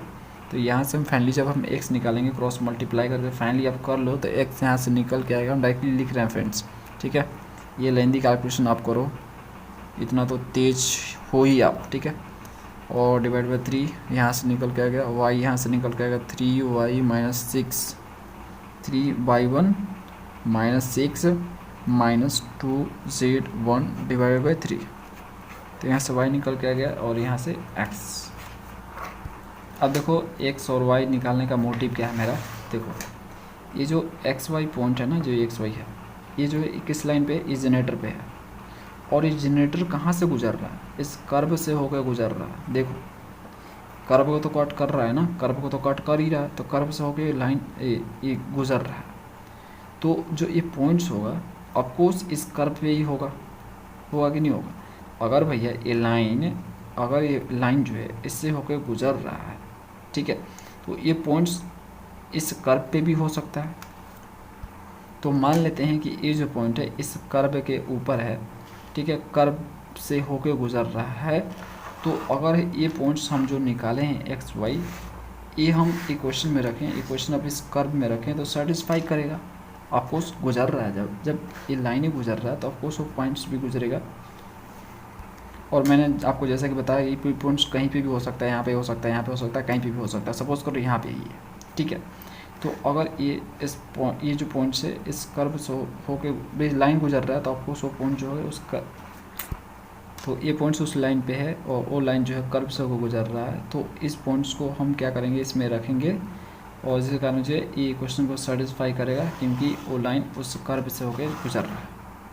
तो वही चीज़ मैंने यहाँ पे लिखा है। और generator intersect the given guiding curve, generator guiding curve को इंटरसेक्ट कर रहा है तो इसलिए यहाँ पे so the value of X comma Y comma Z, जो एक्स वाई जेड का जो वैल्यू होगा वो सेटिस्फाई करेगा इक्वेशन ऑफ गाइडिंग कर्व, जो कि ये रहा इक्वेशन। तो देखो यहाँ पे जेड, जो जेड का भी वैल्यू इसमें रखेंगे, लेकिन जेड तो है नहीं इसमें, इक्वेशन में जेड है ही नहीं है, तो रखने से कोई फ़ायदा है ही नहीं। तो एक्स और वाई का वैल्यू सिंपली आपको पुट करना है। तो हम देखो यहाँ पे पुट कर रहे हैं। तो जो हम एक्स यहाँ पे निकाले थे हम लोग, ये एक्स और वाई, इसको हम इस गाइडिंग कर्व में रखेंगे। तो देखो हम रख रहे हैं इसको। तो यहाँ पे हम लिख रहे हैं, तो ये देखो एक्स के जगह हम जो निकाले थे उसको लिख रहे हैं 3x1 + 3 - z1, यहाँ पे प्लस होगा, ठीक है। तो ये हो गया आपका, और डिवाइडेड बाई 3 का स्क्वायर, स्क्वायर इसलिए +2y, y का जो वैल्यू आया था 3y1 - 6 + 2z1 डिवाइडेड बाई 3 का स्क्वायर इक्वल टू 1, यहाँ पे प्लस होगा, ठीक है। ये थोड़ा ध्यान दे देना, माइंड नहीं किया मैंने। तो यहाँ पे -2 उसको मल्टीप्लाई करें तो देखो यहाँ पे -3 हो जाएगा, और -3 दूनी की 6, और ये माइनस प्लस हो जाएगा, इस कारण यहाँ पे प्लस होगा। अब ये जो आपका 3 है और स्क्वायर करेंगे तो 9 हो जाएगा, और 9 को इससे 1 से मल्टीप्लाई कर लेंगे, और फाइनली जो है a + b + c का होल स्क्वायर पे ये सब टूटेगा, तो इसको हम तोड़ लेंगे। तो देखो फ्रेंड्स, हम इसको लिख रहे हैं यहाँ पे 3x1 + 3 - z1 का स्क्वायर हो गया ये, प्लस इधर आपका हो जाएगा 2 है ये, तो 2 को अभी बाहर ही रखो, और 3y1 - 6 + 2z1 का स्क्वायर इक्वल टू आपका 9 हो गया। तो लेकिन 9 और 9 से 1 से मल्टीप्लाई तो 9 हो गया। अब आपको इक्वेशन चाहिए, इक्वेशन ऑफ सिलेंडर आपको चाहिए, तो आपको क्या करना होगा, आपको रिप्लेस करना होगा। नाउ रिप्लेस x1 को x से रिप्लेस करना होगा, y1 को y से रिप्लेस करना होगा, और z1 को z से रिप्लेस करना होगा आपको। तो जहाँ पे x1 है उसकी जगह x, जहाँ पे z1 है उसकी जगह आपको z, और जहाँ पे y1 है उसकी जगह y आपको रखने हैं। तो देखो यहाँ पे मैं इसको रख रहा हूँ, तो 3x - z + 3, ये देखो 3x - z + 3 स्क्वायर 2, और यहाँ पे हो जाएगा आपका 3y + 2z - 6, 3y + 2z - 6 का स्क्वायर इक्वल टू 9। अब इनका स्क्वायर जो है हम ब्रेक करेंगे और फाइनल हम आंसर लाएंगे। तो फ्रेंड्स, मैंने यहाँ पर ब्रेक किया इसको, तो ब्रेक करने के बाद फाइनली मुझे ये मिला, ठीक है। 2 अभी बाहर ही है, 2 को अंदर मल्टीप्लाई किया तो फाइनली मुझे ये मिला। और उसके बाद जो है यहाँ पे 9 से 9 कट गया, ये प्लस इस साइड देखो 9 इस साइड जाएगा तो 9 में से 9 जाएगा तो 0 ही हो जाएगा ना, तो कट ही गया। उसके बाद जो फाइनली जो बचा उसको मैंने यहाँ पे लिखा, जोड़ घटाव करके, मतलब सेम वाला सेम के साथ ऐड कर दिया। और उसके बाद मैंने यहाँ पे इनमें से 3 कॉमन किया, 3 कॉमन करने के बाद फाइनली मुझे ये मिला, जो कि इक्वेशन ऑफ सिलेंडर है। फाइनल हमारा आंसर यही है। तो सेम तरह आपको दूसरा वाला क्वेश्चन आपको बनाने हैं, सेम ऐसे ही बनेगा वो भी। तो उसको आप बनाओ और कमेंट करो कि आपने बना दिया, और आंसर आपके मैच कर रहे हैं कि नहीं कर रहे हैं वो भी हमें ज़रूर बताना। आंसर अगर नहीं मैच कर रहे हैं और आपने सही स्टेप से बनाया, जैसे मैंने अभी बनाया, तो आप सही हो, आंसर पे मत जाओ, और आंसर मैच कर गए तो आपके बल्ले ही बल्ले। चलिए नेक्स्ट करते हैं क्वेश्चन। अगला क्वेश्चन है 3rd नंबर, दूसरा का सेकंड आप करोगे, 3rd हम करते हैं। Find the equation of the right circular cylinder of the radius 2 whose axis passes through 1 2 3 and has a direction ratio 2 - 3,6। तो ये राइट सर्कुलर सिलेंडर वाला केस है, इसका रेडियस इसमें आपका 2 दे रखा है, और जो एक्सिस है वो इस पॉइंट से पास कर रहा है, और इसका डायरेक्शन रेशियो ये रहा। तो डायरेक्शन रेशियो और डायरेक्शन कोसाइन तो आपका ये रहा। तो इसकी सहायता से जो हमें गिवन है उनकी सहायता से हमें इक्वेशन ऑफ सिलेंडर निकालने हैं। तो देखो फ्रेंड्स, मैंने आपको अभी फार्मूला एक दिखाया है, उसकी सहायता से मैं आपको करके भी दिखा रहा हूँ, वो सबसे इजी मेथड है। चलो उससे हम करते हैं। तो देखो ये वो सिलेंडर है, राइट सर्कुलर सिलेंडर, ये पॉइंट्स आपका गिवन है, मतलब ए पॉइंट से पास कर रहा है, उसमें दिया रखा है कि एक्सिस है जो है 1 2 3 से पास कर रहा है, और रेडियस भी इन लोगों ने दे रखा है, रेडियस आपका 2 है, ये 2 है।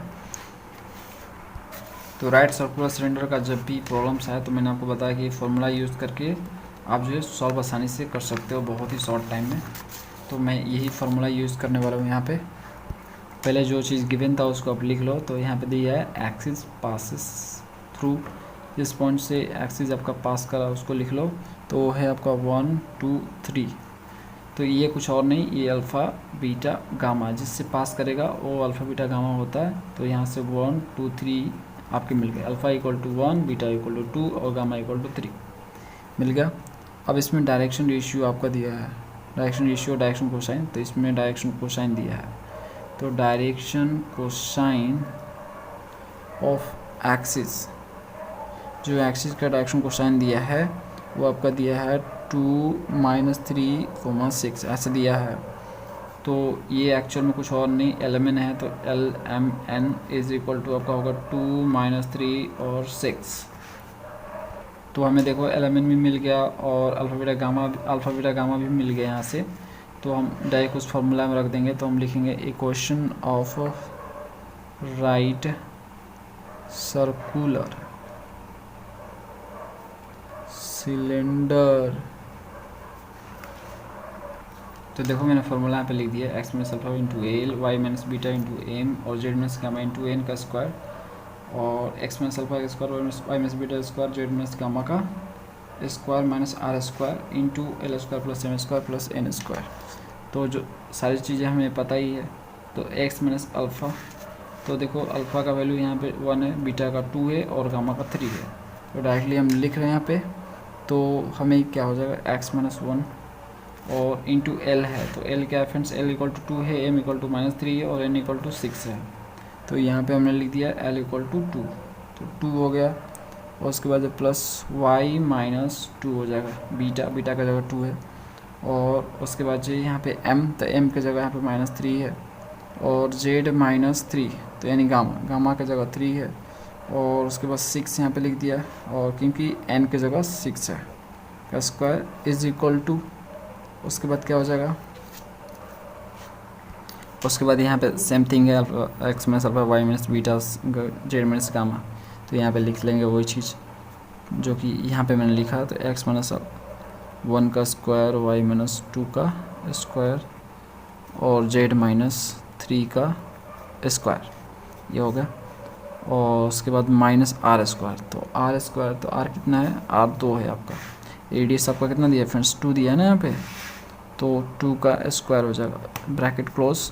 उसके बाद एल स्क्वायर एम स्क्वायर, तो एन स्क्वायर। तो ये 2 का स्क्वायर -3 का स्क्वायर और 6 का स्क्वायर। तो 2 का स्क्वायर आपका कितना होता है, 2 का स्क्वायर होगा 4, -3 का स्क्वायर हो जाएगा 9 और 6 का स्क्वायर हो जाएगा 36। अब चलो इस 2 को अंदर मल्टीप्लाई करते हैं, -3 को अंदर और फिर 6 को अंदर करते हैं। और उसके बाद फ्रेंड्स हम क्या करेंगे, इसको क्या करेंगे, स्क्वायर में तोड़ देंगे। एक्स माइनस 1 का स्क्वायर, वाई माइनस 2 का स्क्वायर, जेड माइनस 3 का होल स्क्वायर में इसको तोड़ेंगे। और 2 का स्क्वायर यहाँ पे ना आर स्क्वायर, तो आर इक्वल टू 2 था पूरा, ये 2 है, ठीक है। 2 का स्क्वायर तो ये 4 हो जाएगा। तो इन तीनों को जोड़ेंगे तो 49 होगा। तो लिख लेते हैं यहाँ पे। तो फ्रेंड्स बाकी जो बचा सिर्फ कैलकुलेशन ही बच गया। तो मैंने क्या किया, इनको मल्टीप्लाई कर दिया तो ये फाइनली मिला। और उसके बाद मैंने इनका स्क्वायर ब्रेक किया तो फाइनली हमें ये मिला और ये इनको ऐड किया तो 49। अब देखो इसमें मैंने अरेंज करके इसको प्लस माइनस कर लिया तो फाइनली मुझे ये मिला। उसके बाद जो इसको भी मैंने अरेंज करके सेम वाला सेम के साथ प्लस माइनस करके हमें ये मिला और ये 49 इंटू में रहा। नेक्स्ट में मैंने क्या किया, उसके बाद मैंने उसको जो है ये 49 जो है उसको मैंने मल्टीप्लाई कर दिया उन सब से। तो ये कुछ इस तरह से बना और इस साइड एज इट इज छोड़ा। अब इसको मैंने इसको मल्टीप्लाई किया। अब देखो ये 4 वाला टर्म है, 4 टर्म का ये जो है स्क्वायरिंग है तो इसको करना थोड़ा मुश्किल होगा। तो इसके लिए मैंने क्या किया था, देखो इसके लिए मैंने वो सिंपल सा मल्टीप्लिकेशन मेथड लगाया, जैसे कि 6z - 14, ठीक है। ये स्क्वायर है, इन 2 बार इसको मल्टीप्लाई करना पड़ेगा। 2x - 3y प्लस 6z और -14 ये होगा। इसको दोनों को मल्टीप्लाई किया मैंने इसको लिया, इन सब से किया, इसको लिया, फिर इन सब से किया, इसको लिया, इन सब से किया, और इसको लिया, इन सब से किया। ये थोड़ा लेंदी हो जाता है यार, 3D है ये लेंदी, ठीक है।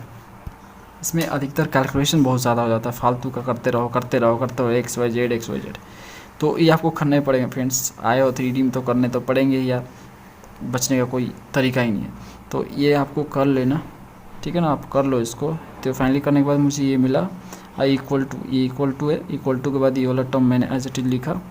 अब मैंने क्या किया, यहाँ से ये जो टर्म है जो लेफ्ट वाला है इक्वल के जो लेफ्ट साइड में है उसको मैंने राइट साइड में मिलाया, यानी जितना भी ये टर्म है इसको इस साइड में ले आया और अरेंज करके लिख दिया यहाँ पे। जैसे कि 49 में से 4 जाएगा तो 45 हो जाएगा, इस तरह से 49 में से यहाँ का 9 वाई जाएगा तो 40 हो जाएगा। तो इस तरह से मैंने अरेंज करके एक वाला जो एक टर्म जैसा था सेम जैसा उसको प्लस माइनस करके फाइनली ये लाया, ठीक है।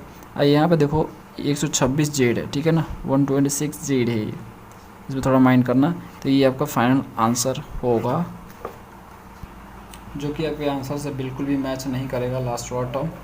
तो उस पर आप मत ध्यान दो, मैंने आपको फिर से बताया कि देखो समझो फ्रेंड्स, स्टेप आपका सही होना चाहिए, आप आंसर पे मत जाओ। 10% आंसर गलत दिए हैं, उसमें मिस प्रिंट है, हो जाता है, कोई नहीं, ये 3D है, 3D में लेंदी कैलकुलेशन होता ही होता है, तो मिस्टेक हो जाते हैं यार, तो उसमें कोई दिक्कत नहीं है। अगला क्वेश्चन है 4th नंबर, ये आप लोग के लिए मैं छोड़ रहा हूँ, दिमाग लगाओ, इसे सॉल्व करो, नहीं हो रहा है तो कमेंट करो। हम नेक्स्ट क्वेश्चन कर रहे हैं 5th number. Find the equation of the cylinder whose directing curve is this y equal to 0 and whose axis contains points 0, 3, 0। Find also the area of the section of the cylinder by the plane parallel to the exit plane.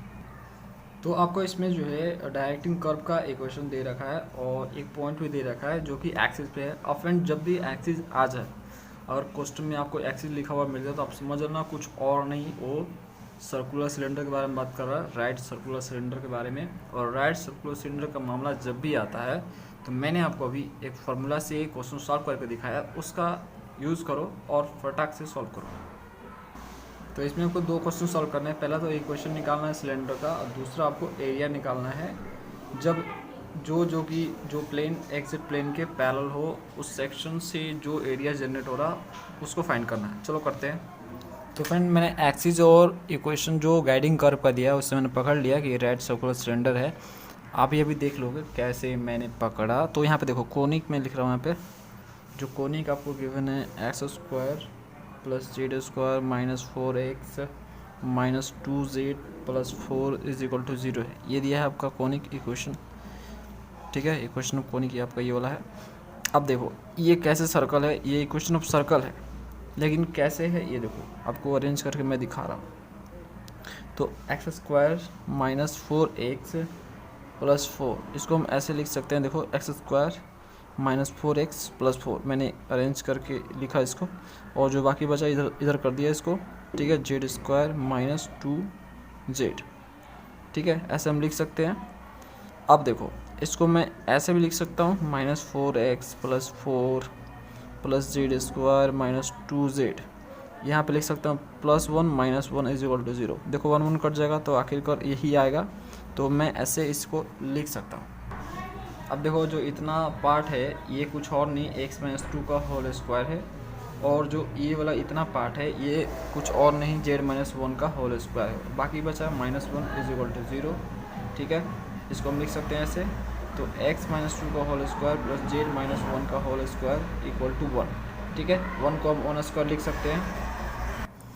अब देखो यहाँ से हमें पता चल गया centre of circle. हम देखिए अगर तो सेंटर ऑफ सर्कल का कोऑर्डिनेट क्या होगा, तो देखो ये आपका x यहाँ पे 2, यहाँ पे देखो y वाला टर्म 0 है, y वाला टर्म ये नहीं है, y पे ये जो है आपका सर्कल नहीं है, तो y इक्वल टू 0 वैसे भी दे रखा था क्वेश्चन में, आप ध्यान से देखोगे तो उसमें y इक्वल टू 0 गिवन था, ठीक है। y इक्वल टू 0 था, पहले ये कोनिक दिया था, फिर y इक्वल टू 0 भी दिया है, तो y 0 यहाँ पे और z इक्वल टू z पे यहाँ पे 1 आएगा, ठीक है। ये आपका सेंटर ऑफ सर्कल हो गया, इसलिए मैंने यहाँ पे लिखा 2 0 1। अब ये अगर सर्कल है, ठीक है, तो ये उसका सेंटर है और सेंटर का कोऑर्डिनेट होगा 2, 0, 1 हो गया। अब देखो यहाँ पे ए पॉइंट में मैंने 0, 3, 0 क्यों लिखा, क्योंकि उसमें दे रखा है कि जो एक्सिस है, एक्सिस पे ये एक पॉइंट्स है, यानी ये जो एक्सिस है इस पॉइंट से पास हो रहा है, तो ये वो पॉइंट्स हो गया। और मैंने सिलेंडर के सरफेस पे एक पॉइंट ले लिया P, जिसका कोऑर्डिनेट x, y, z ले लिया। अब जो हम फॉर्मूला का यूज़ करते हुए अब हम निकाल सकते हैं इक्वेशन ऑफ सिलेंडर। तो उसके लिए सबसे पहले हमें अल्फ़ा बीटा गामा निकालना होगा। तो देखो इस केस में अल्फ़ा बीटा और गामा क्या है बताओ। तो देखो जो पॉइंट्स होता है एक्सिस पे, मतलब एक्सिस जिस पॉइंट से पास करता है वो अल्फ़ा बीटा गामा होता है, जैसे 0 3 0, ठीक है ना। तो ये यहाँ पे हो जाएगा 0, 3, 0, अल्फ़ा इक्वल टू 0 हो जाएगा, बीटा इक्वल टू 3 हो जाएगा, गामा इक्वल टू 0 हो जाएगा। अब यहाँ पे एलिमेंट निकाल लेंगे, LMN, ठीक है।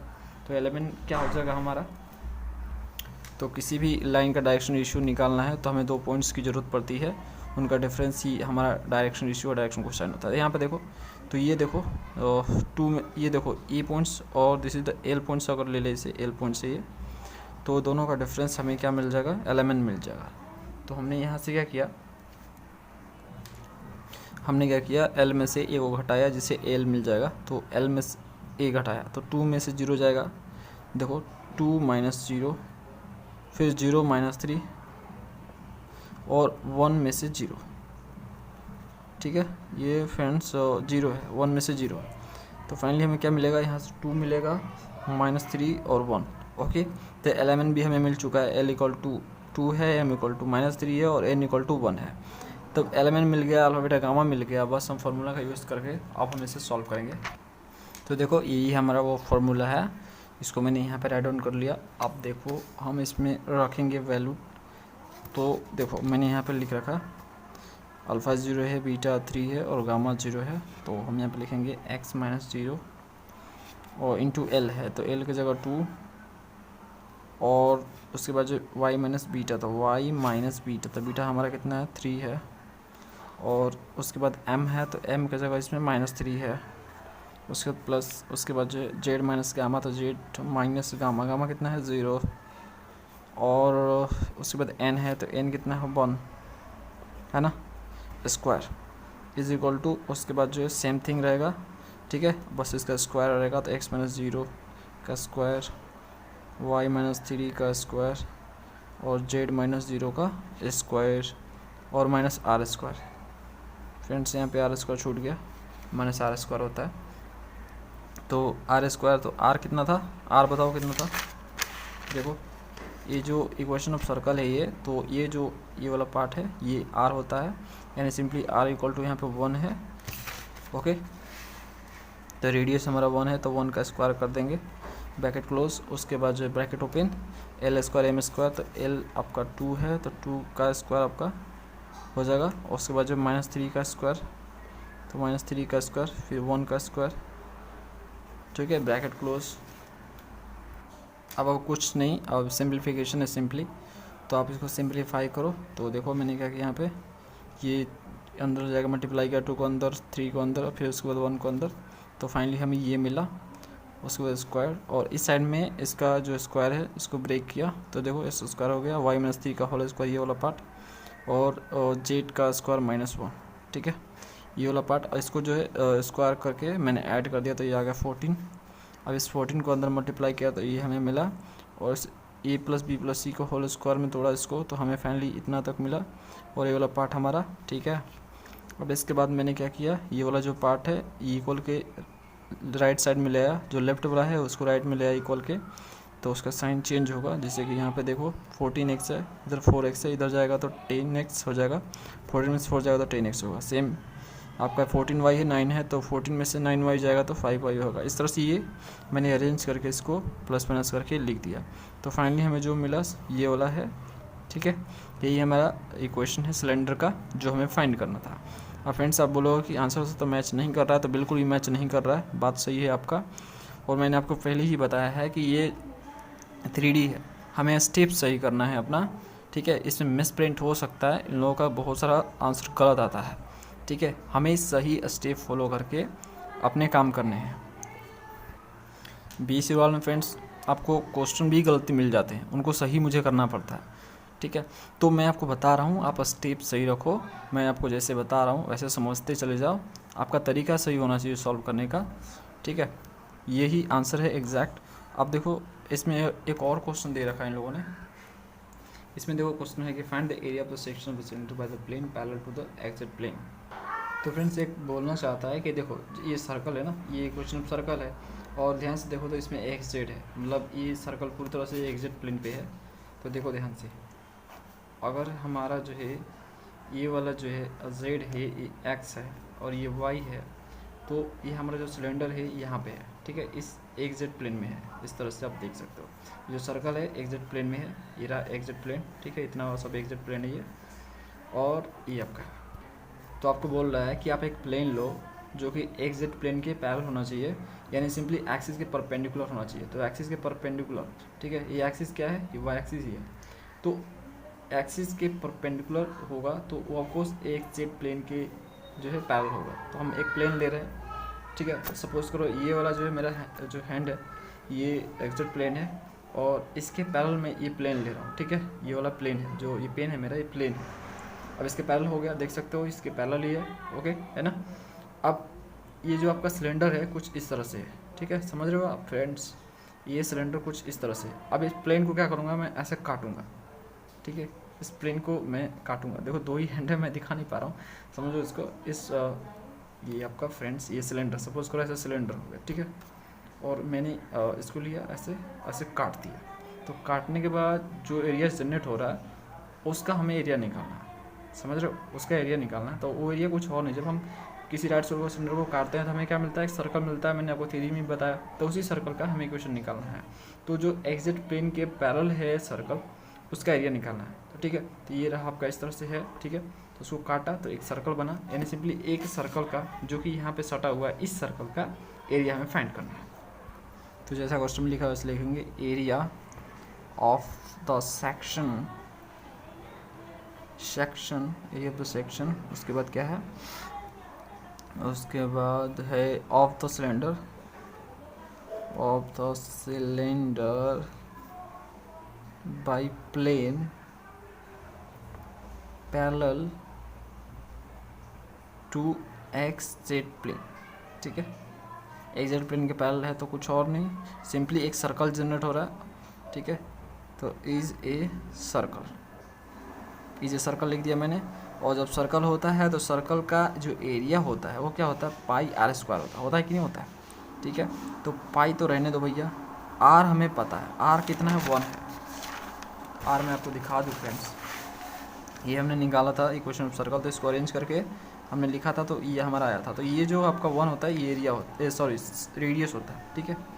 तो r इक्वल टू 1 है, रेडियस हमारा 1 है। तो यहाँ पे 1 का स्क्वायर कर देंगे, तो पाई का 1 का मल्टीप्लाई करेंगे तो सिंपली पाई ही आएगा। तो पाई यूनिट्स हमें मिल गया एरिया, ठीक है।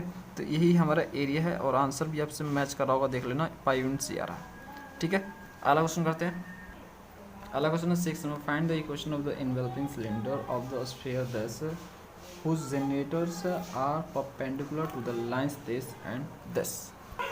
तो ये जो क्वेश्चन है आपका इन्वेल्पिंग कोन के सिलेंडर के ऊपर है, और जो आपका इन्वेल्पिंग सिलेंडर है उसका कंसेप्ट मैंने आपको थ्योरी में बताया कि अगर देखो इसमें स्फीयर दे रखा है, ये देखो स्फीयर लिखा है ना, इसमें इक्वेशन भी दे रखा है स्फीयर का।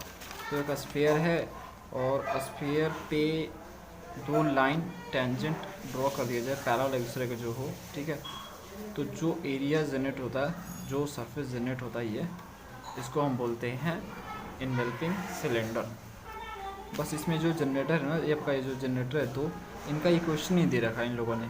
अब यही आपको फाइंड करने हैं, और उसके लिए हिंट दे रखा है आपको कि whose generator are perpendicular to line. ये 2 लाइन के परपेंडिकुलर हैं आपके जनरेटर, मतलब ये जो जनरेटर है ना, सपोज करो 2 लाइन आपको गिवन है, दोनों लाइन के परपेंडिकुलर है, इसने बता रखा है इसमें, समझ रहे हो आप। तो 2 लाइन मैंने ले लिया, जैसे L1 ये है, ये L2 है, 2 लाइन है और ये आपके जनरेटर है, इनके परपेंडिकुलर है, इतना हिंट दे रखा है। इनकी सहायता से हम इक्वेशन ऑफ जनरेटर निकालेंगे। अब जो निकल जाएगा तो हम उसको क्या करेंगे, इस इक्वेशन ऑफ स्फीयर पे रखेंगे एक्स वाई जेड का वैल्यू। चलो करते हैं डिटेल से, आपको समझ में आएगा उस समय। तो देखो उसके अनुसार मैंने यहाँ पर डायग्राम ड्रॉ कर दिया। ये स्फीयर है आपका, और 2 टेंजेंट आपके इस स्फीयर पे हैं पैरेलल है एक दूसरे के, जिस कारण इन्वेल्पिंग सिलेंडर बन रहा है। इसका हमें एरिया निकालना है, लेकिन उससे पहले हमें ये दोनों का इक्वेशन निकालना पड़ेगा। ये जो आपके क्या बोलते हैं इसको, जनरेटर। तो उसके लिए हम लेट कर लेते हैं, let the equation of generator, जो जनरेटर है उसका इक्वेशन हम लेट कर लेते हैं कि वो जो है x1 y में से y1 m और z में से z1/n।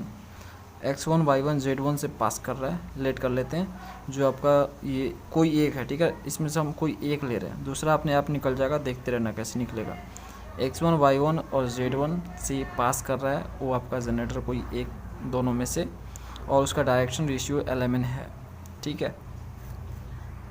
अब देखो जो जनरेटर है आपका ये दोनों लाइन के परपेंडिकुलर है ऐसा गिवन है, तो हम यहाँ पे लिखेंगे जनरेटर, जो जनरेटर जैसे गिवन है generator are perpendicular to L1 and L2, ठीक है। L1 और L2 के परपेंडिकुलर है, तो L1 के परपेंडिकुलर होगा, तो देखो दो वेक्टर जब परपेंडिकुलर होता है तो पहले हम यहाँ पे L1 आपको लिख देते हैं। तो L1 का जो इक्वेशन इन लोगों ने दे रखा है, तो देखो दोनों इक्वेशन मैंने यहाँ पे लिख दिए, ये L1 है और ये L2 है। ऐसा जरूरी नहीं है इसे भी L1 करो इसे L2 करो, कोई दिक्कत नहीं है, ऐसा कोई नहीं, नामकरण मैंने ही किया है खुद से, तो इसमें कोई ये नहीं है कि L1 इसको क्यों नहीं रखा। तो ये आपका L1 हो गया, ये L2 हो गया। अब ये देखो दोनों परपेंडिकुलर है इस जनरेटर के, तो पहला केस लेते हैं कि L1 जो है परपेंडिकुलर है जनरेटर के।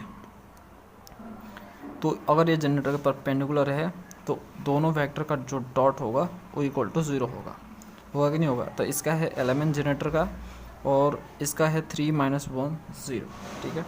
तो इन दोनों डॉट करेंगे, 3 इंटू एल आपका हो जाएगा 3l, -1 इंटू एम आपका हो जाएगा -m, और n इंटू 0 आपका हो जाएगा यहाँ पे n इंटू 0, ठीक है, 0 ही होगा।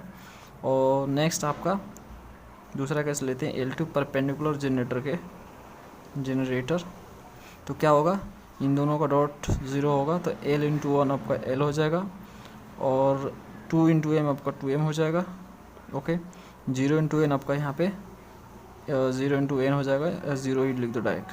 तो देखो फाइनली मैं यहाँ पे लिख रहा हूँ दोनों को, 3l - m plus 0 is equal to 0 और l plus 2m plus 0 equal to 0, okay. अब यहाँ से हम क्रॉस मल्टीप्लाई करके एलिमेंट निकाल लेंगे। तो हम l के लिए लिख रहे हैं, l के लिए हम इसको ढक देंगे, बाकी बचे को लिखेंगे। तो ये हो जाएगा -1 2 और 0 0, उसके बाद -m, तो -m को ढका, बचा आपका 3 1 0 0, और उसके बाद जो n, तो ये ढका मैंने, तो ये बचा 3 1 -1 2, ओके। तो उसके बाद हमें फाइनली मिलेगा 0, ये 0 ही हो जाएगा, और ये आपका भी 0 ही होगा, और ये जो आपका होगा ये 7 होगा। तो देखो एलिमेंट हमें मिल चुका है 0 0 7। तो यहाँ पे हम पुट करेंगे इसको, ठीक है, इक्वेशन ऑफ जनरेटर में ये पुट करेंगे इसे, तो हमें फाइनली इक्वेशन ऑफ जो जनरेटर है वो मिलेगा। हमें जनरेटर क्या होगा, तो वो हमें होगा x - x1 और डिवाइडेड बाई क्या, एलिमेंट है ना नीचे, तो l इक्वल टू यहाँ पे 0 है, इसमें y में से y1/0 और z में से z1/0, सॉरी यहाँ पे तो 7 है, ठीक है 7 है। अब इसको लिखने के बाद मैंने लेट कर लिया r, ठीक है। r क्यों लेट किया, क्योंकि x y z का मैं वैल्यू निकालना चाहता हूँ और उसे मैं पुट करूँगा इक्वेशन ऑफ स्फीयर में। तो देखो मैं इसको ले रहा हूँ, x में से x1 divide by 0 equal to r, और y में से y1 divided by 0 equal to r, और z minus z1 divide by 7 equal to r। तो यहाँ से हो जाएगा आपका ये 0 हो जाएगा, तो x इक्वल टू x1 हो जाएगा, ये x1 है, ठीक है। y इक्वल टू आपका y1 हो जाएगा, और z इक्वल टू क्या होगा 7r प्लस z1 होगा, ओके। अब ये जो फ्रेंड्स तीनों पॉइंट्स आए x y z, ये लाई कर रहे हैं स्फीयर पे। अब बोलोगे ये कैसे हो सकता है, कैसे लाई कर रहे हैं भाई, तो देख भाई, तो ये जो आपका ये जनरेटर है, ये जनरेटर ध्यान से देखो, ये इस स्फीयर को टच कर रहा है कि नहीं कर रहा है। तो वो एक्स वाई जेड है, वो एक्स वाई जेड कहीं भी हो सकता है, यहाँ पे हो सकता है, यहाँ पे हो सकता है, यहाँ पे हो सकता है, कहीं पे हो सकता है। तो हम मान कर रहे हैं कि जहाँ पे टच कर रहा है वो एक्स वाई जेड वहीं पे है, ठीक है। तो जब वो पॉइंट्स यहाँ पे टच कर रहा है तो ऑफकोर्स इस स्फीयर पे वो पॉइंट्स लाई कर रहा है कि नहीं कर रहा है। तो इस पॉइंट्स पे अगर वो लाई कर रहा है तो इक्वेशन ऑफ स्फीयर को सेटिस्फाई करेगा वो। तो इसलिए मैं यहाँ पे लिखूँगा वही चीज़, यहाँ पे लिखूँगा मैं this point this point lie on a sphere. Okay, therefore satisfy the equation of a sphere. इसलिए ये इक्वेशन ऑफ स्फीयर को सेटिस्फाई करेगा। तो जो स्फीयर का इक्वेशन है मैं उसको लिख देता हूँ पहले, x square Y square z square minus 2x minus 4y minus 6z minus 2 is equal to 0 आपका गिवन है। तो इसमें हम क्या करेंगे, एक्स वाई जेड जो वैल्यू आया उसको हम पुट करेंगे, ठीक है। तो लिखेंगे यहाँ पे put the value of x Y z n s यानी स्फीयर। तो हम इसको रख रहे हैं, जहाँ पे x है उसकी जगह ये वाला x1 रखेंगे, y की जगह y1, z की जगह 7r प्लस z1। तो देखो यहाँ पे x है तो इसको जगह x1 का स्क्वायर लिखेंगे, y है तो y1 का स्क्वायर लिखेंगे, z है तो यहाँ पे हम z का जो वैल्यू आएगा 7r प्लस क्या है z1 उसे लिखेंगे। और उसके बाद माइनस 2x है तो 2 into x1, okay, minus 4y तो 4 इंटू y1 और माइनस 6 है तो 6 इंटू जेड का वैल्यू 7r प्लस z1, ठीक है, माइनस 2 इक्वल टू 0। अब इसको मैं ब्रेक कर लेता हूँ, x1 का स्क्वायर प्लस y1 का स्क्वायर, अभी ये स्क्वायर में है तो इसको मैं कर रहा हूँ, तो ये हो जाएगा 49r स्क्वायर z1 का स्क्वायर और ये हो जाएगा 7 दूनी के 14 z1 r, तो 14r z1 और 2x1 माइनस 4y1 6 अंदर जाकर मल्टीप्लाई होगा तो ये आपका हो जाएगा क्या होगा 6 सत्ते 42, तो 42r minus 6 into z1 minus 2 is equal to 0। तो सेम टर्म वाला को एक साथ रखेंगे तो यहाँ पे हमारा देखो यहाँ पे जो आर स्क्वायर है एक ही है, इसमें ये रहा 49r स्क्वायर हो गया। दूसरा आपका r वाला देखो टर्म देखो ये रहा 4r z1 और ये 42r है ना, तो ये r वाला है तो इसमें मैंने क्या किया r कॉमन कर लिया, तो प्लस r कॉमन करने के बाद यहाँ पे हमें क्या मिला 14z1 मिला और यहाँ पे हमें मिला माइनस 42, ये 242 है फ्रेंड्स। उसके बाद बाकी चीज़ों को मैं अरेंज कर लेता हूँ एज ए कॉन्स्टेंट टर्म में, उससे मैं यूज़ करूँगा। तो ये हो गया y1 का स्क्वायर z1 का स्क्वायर और minus 2x1 minus 4y1 minus 6z1 minus 2 is equal to 0। अब देखो यहाँ पे मैं वेरिएबल r को यहाँ पे ले रहा हूँ, इसमें वेरिएबल r हो गया और ये यहाँ से लेके यहाँ तक जो टर्म है इसको मैं कांस्टेंट ट्रीट कर रहा हूँ, ओके, और r आपका वेरिएबल का काम करेगा। अब देखो एक चीज़ मैं आपको समझाना चाहूँगा, पहले भी मैं एक चीज़ समझा चुका हूँ स्फीयर जब मैं आपको सिखा रहा था।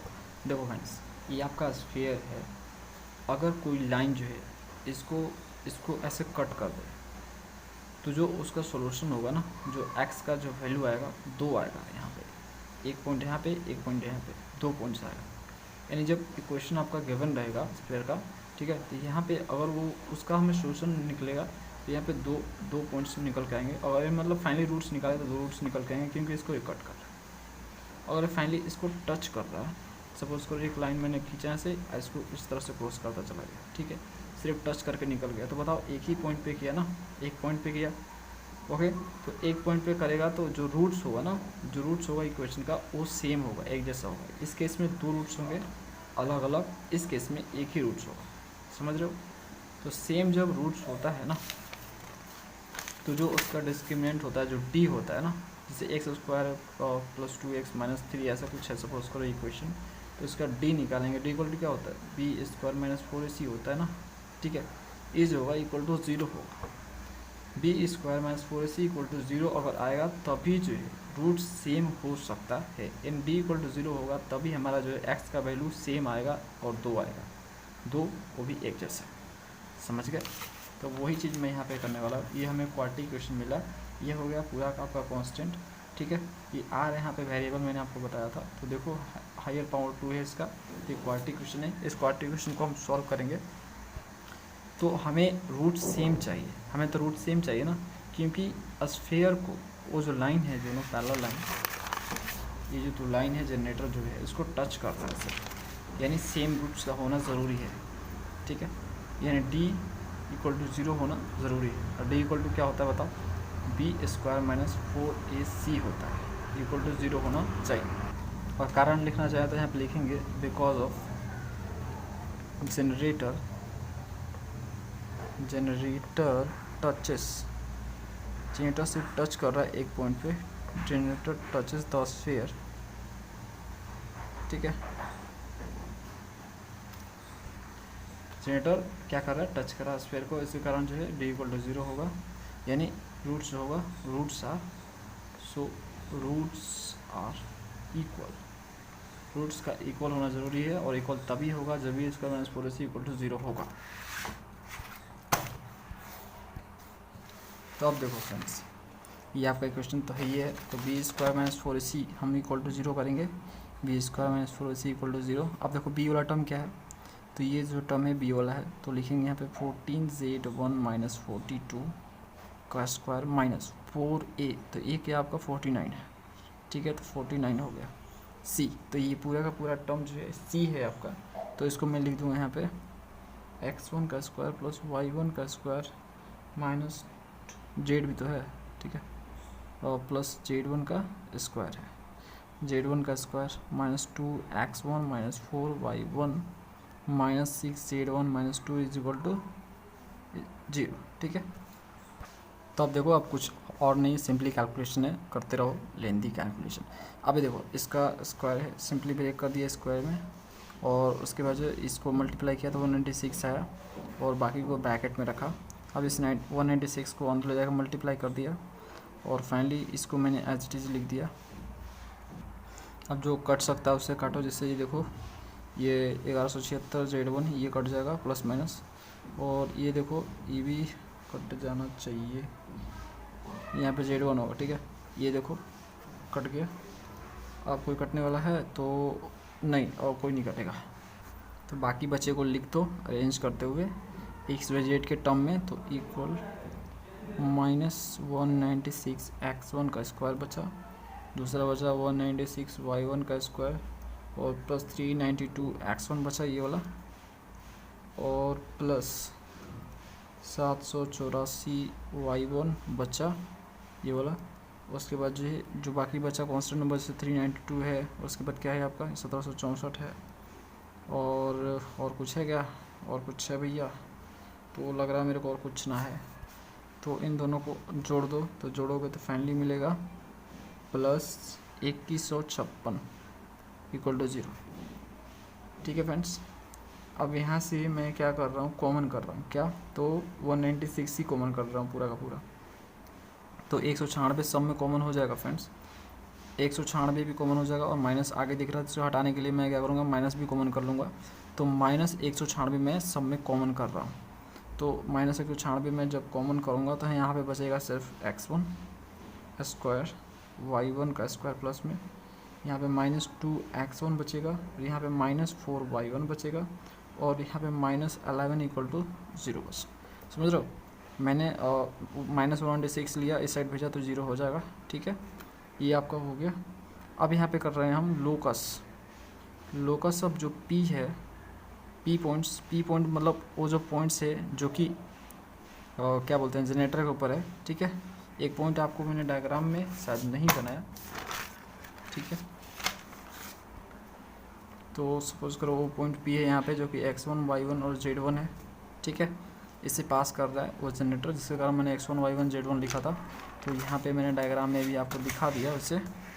तो जो P है जो कि x1 है, y1 है, z1 है, ये दैट इज़ रिप्लेस, इसको रिप्लेस कर दो किससे, x y z से, ठीक है, एक्स वाई जेड से, मतलब x1 y1 z1 है जहाँ पे, वहाँ पे x y z रख दो।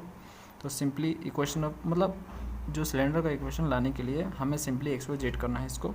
तो हम इसको रिप्लेस करेंगे x1 y1 z1 को x y z से। तो जब हम रिप्लेस करेंगे तो हमें क्या मिलेगा, वी गेट सिंपली जहाँ पे x1 है उसे हम x कर देंगे, y1 है जहाँ y कर देंगे, फिर से वही चीज़, तो 4y minus 11 is equal to 0। तो ये जो हमें मिला ये इक्वेशन ऑफ हमें मिला सिलेंडर, ठीक है, वो भी इनवेल्पिंग सिलेंडर। तो इनवेल्पिंग सिलेंडर, ठीक है, इनवेल्पिंग सिलेंडर है इक्वेशन। अगला question last of final, find the equation of the cylinder whose generator intersect the conics z equal to 0 are parallel to the line 10। तो देखो इस क्वेश्चन में आपको क्या गिवन है, ये रहा आपका एक कोनिक दिया है और इस कोनिक को जो है जनरेटर इंटरसेक्ट कर रहा है, ऐसा लिखा गया है, और एक लाइन है उसके पैरेलल, सपोज करो वो लाइन ये वाला है, ठीक है, इसके पैरेलल है ये दो जनरेटर। तो इनकी सहायता से हमें इक्वेशन ऑफ सिलेंडर निकालना, चलो निकालते हैं। तो देखो जैसा क्वेश्चन में दिया था उसके अनुसार मैंने यहाँ पे डायग्राम ड्रॉ कर लिया। यहाँ पे ये आपका ये प्लेन ये आपका एक्स वाई प्लेन है, ये जेड एक्स प्लेन है और ये आपका वाई जेड प्लेन है। तो इस कोनिक को देखते हुए मुझे पता चला कि ये जो कोनिक है ये पूरी तरह से जो है एक्स वाई प्लेन पे है, जेड पे नहीं है। जेड इक्वल टू 0 दे भी रखा है इन लोगों ने, यानी जेड से इससे कुछ लेना देना नहीं है, जेड से सिंपली पैरेलल है, जेड के पैरेलल है ये। तो देख सकते हो ये जो कोनिक है आपका ये पूरी तरह से इस एक्स वाई प्लेन पे लाई कर रहा है, ठीक है, और इस प्लेन से ये पूरी तरह से सिलेंडर पैरेलल है, आप देख सकते हो। अब इसमें इन लोगों ने ये दे रखा है कि इक्वेशन ऑफ पैरेलल, एक लाइन दे रखा है, ठीक है, डायरेक्ट इक्वेशन जनरेटर का नहीं दे रखा है, इन लोगों ने बता रखा है कि ये जो जनरेटर है ये, ठीक है, ये एक लाइन के पैरेलल है, ये वो रहा लाइन, ठीक है, सपोज करो वो लाइन ये वाला है, ठीक है, जो कि इस जनरेटर के पैरेलल है और उसका इक्वेशन ये है। तो हमें फ्रेंड्स सॉल्व करने के लिए हमें क्या करना होगा, एक पी पॉइंट लेना होगा इस सरफेस पे, इस सिलेंडर के सरफेस पे पी पॉइंट ले लिया, एक्स वाई को z, और x1 है, y1 है, z1 है, सॉरी x वाई को z1 नहीं है, x1 y1 z1 ले लो, ठीक है। ये पॉइंट P है और ये पॉइंट P से जो है ये जनरेटर क्रॉस कर रहा है, मान के चल रहा है। तो यहाँ पे वो चीज़ लिख रहे हैं कि लेट कर लेते हैं P point x1 y1 z1 be any point, कोई पॉइंट है ऑन द सिलेंडर पे। देखो एक्स वाई जेड भी हम डायरेक्टली ले सकते हैं, लेकिन उससे हमें सोल्यूशन नहीं मिलेगा। तो हम क्या करेंगे, x1 y1 z1 ले रहे हैं एक पॉइंट से, ठीक है, एक पॉइंट से 1 1 ये निर्देश करता है कि एक पॉइंट से मैंने लेट कर लिया और उसके बाद में मैं एक्स वाई जेड इसको कर दूंगा बाद में। देखो फाइनली ये एक्स वाई जेड ही है, बस अभी मैं सॉल्व करने के लिए x1 y1 z1 ले रहा हूँ, ठीक है, नहीं तो सॉल्व नहीं होगा क्वेश्चन। तो ये मैंने पॉइंट्स ले लिया, पॉइंट्स ऑन द सिलेंडर पे पॉइंट्स है। देन जो इक्वेशन टू दिस लाइन, तो जो इक्वेशन होगा उस लाइन का मतलब जनरेटर का जो होगा पैरेलल टू गिवन लाइन, तो इस जनरेटर पे एक पॉइंट लिया मैंने P x1 y1 z1 और ये जो जनरेटर है इस लाइन के पैरेलल है, यानी मतलब मैं इसका डायरेक्शन कोसाइन जो दिया है, डायरेक्शन कोसाइन या रेशियो ले सकता हूँ क्योंकि दोनों लाइन पैरेलल हैं, तो इसका डायरेक्शन कोसाइन मैं यूज़ कर सकता हूँ इसके लिए। और एक पॉइंट हमने यहाँ पर लेट कर लिया कि x1 y1 z1 एक पॉइंट है जिससे ये लाइन पास कर रहा है। तो जब पॉइंट से मिल जाए डायरेक्शन कोसाइन मिल जाए तो किसी भी लाइन का हम इक्वेशन लिख सकते हैं सिमेट्रिकल फॉर्म में। तो हम लिखेंगे x minus x1 by L, y में से y1 m और z minus z1 divide by n। ये वो पॉइंट्स है जिससे जनरेटर पास कर रहा है और एलिमेंट ले लिया इसका और डायरेक्शन कोसाइन क्योंकि दोनों पैरेलल है। ओके, अब देखो एक और चीज़ इसमें गिवन है कि जो कोनिक है आपका उसका जेड से लेने देना नहीं है, मतलब जेड इक्वल टू 0 है। तो वो जो जनरेटर होगा आप देख सकते हो, ये जो जनरेटर है जेड से कितना दूर है, जेड से कोई लेना देना इसका नहीं है। तो यहाँ पे जेड इक्वल टू 0 गिवन भी है इसमें। तो हम क्या कर रहे हैं, तो हमें क्या मिलेगा, वी हैव, तो जेड इक्वल टू 0 इसमें रखेंगे तो हमें क्या मिलेगा, x minus x1 by l, y में से y1 बाई m और z के जगह इसमें 0 रखेंगे, 0 माइनस z1 बाई n। अब यहाँ से हम x और y का वैल्यू निकालेंगे, इसके लिए इसको और इससे कंपेयर करेंगे, x minus x1 by l equal to 0 minus z1 by n, और दूसरा वाला लेंगे y में से y1 बाई m और 0 माइनस z1 बाई n। इनसे हम x निकाल लेंगे और इनसे हम y निकालेंगे। तो जब मैंने उनका यूज़ करते हुए निकाला x, तो x1 minus l by n into Z1 आया, और y इक्वल टू आया y1 minus n m by n into Z1। ये y आ गया और ये आपका x आ गया। और एक और चीज़, z इक्वल टू हमारा 0 दिया था, तो x y और z तीनों आ चुके हैं हमारे पास। अब ये जो x y z जो है ये तीनों पॉइंट्स जनरेटर पे लाइक कर रहे हैं, ठीक है। और जनरेटर जो है किसको क्रॉस कर रहा है, कोनिक को क्रॉस कर रहा है। तो कोनिक को क्रॉस कर रहा है ना, तो ऑफकोर्स ये पॉइंट कोनिक पे हो सकते हैं। तो देखो फ्रेंड्स, समझ नहीं पा रहे हो क्या, देखो ये आपका कोनिक है, ठीक है, ये आपका जनरेटर है। तो सपोज़ करो ये पॉइंट्स यहाँ पे है, ये पॉइंट्स कहीं भी हो सकता है ना, ज़रूरी थोड़ा ना यहाँ पे होगा। ये मैं तो ऐसे ही बता दी, ऐसे बोल दिया कि ये पॉइंट सिलेक्ट किया, point P on the generator ऐसे, ठीक है। तो ये पॉइंट्स यहाँ पे भी हो सकता है। तो ये जो जनरेटर है क्रॉस कर रहा है इस कोनिक को, तो इसको जब क्रॉस करेगा तो ये पॉइंट सपोज करो यहाँ पे है, जो पी पॉइंट्स मैंने लिया है ये यहाँ पे है। तो ये पॉइंट्स इस जनरेटर पे भी है और इस कर्व पे भी है। तो अगर ये पॉइंट्स इस कर्व पे है तो इसका जो इक्वेशन होगा उसको सेटिस्फाई करेगा, पॉइंट से करेगा कि नहीं करेगा। तो इसलिए हम यहाँ पे लिखेंगे, तो यहाँ पे हम लिख रहे हैं this point lie on curve. तो कर्व पे ये पॉइंट लाई कर रहा है, so substitute these points in conic. इसलिए ये जो पॉइंट्स है हम सब्सटीट्यूट करेंगे, रखेंगे इसको कोनिक में, इक्वेशन हम कोनिक में रखेंगे। तो देखो कोनिक का जो इक्वेशन ये वाला है, x square 2hxy plus by square plus 2gx plus 2fy plus c is equal to 0। तो जहाँ पे x है ये वाला टर्म रखेंगे, जहाँ पे y है ये वाला टर्म, और जहाँ पे z है 0 रखेंगे। तो 0 है नहीं, तो z से कोई लेना देना है भी नहीं। वैसे भी कोनिक z से लेना देना इसका है ही नहीं है कुछ, मतलब z पे लाई ही नहीं कर रहा। अब देखो, तो हम यहाँ पे रख रहे हैं ए एक्स जगह ये वाला पार्ट, तो x1 minus l by N Z1 का स्क्वायर 2h(x1) यहाँ पर अब क्या है, xy है, तो x वाला पहले लिखेंगे, x1 minus l by n into Z1, फिर उसके बाद y वाला टर्म, तो y1 minus m by n into Z1, उसके बाद प्लस b, ये b है, फिर y का वैल्यू, तो y का वैल्यू है आपका y1 minus m by n into Z1 का स्क्वायर प्लस 2cx है। तो x का वैल्यू है x1 minus l by n into Z1, उसके बाद प्लस 2fy, तो y का वैल्यू है हमारा y1 minus m by n into Z1 और plus c is equal to 0, है ना फ्रेंड्स। अब देखो हम क्या कर रहे हैं, आफ्टर सिंप्लीफिकेशन। अब आपको सिंप्लीफाई करना है, कुछ नहीं करना। अब ये जो स्क्वायर दिया है, स्क्वायर को आप ब्रेक करो, ठीक है ना, होल स्क्वायर पे ब्रेक करो इसको।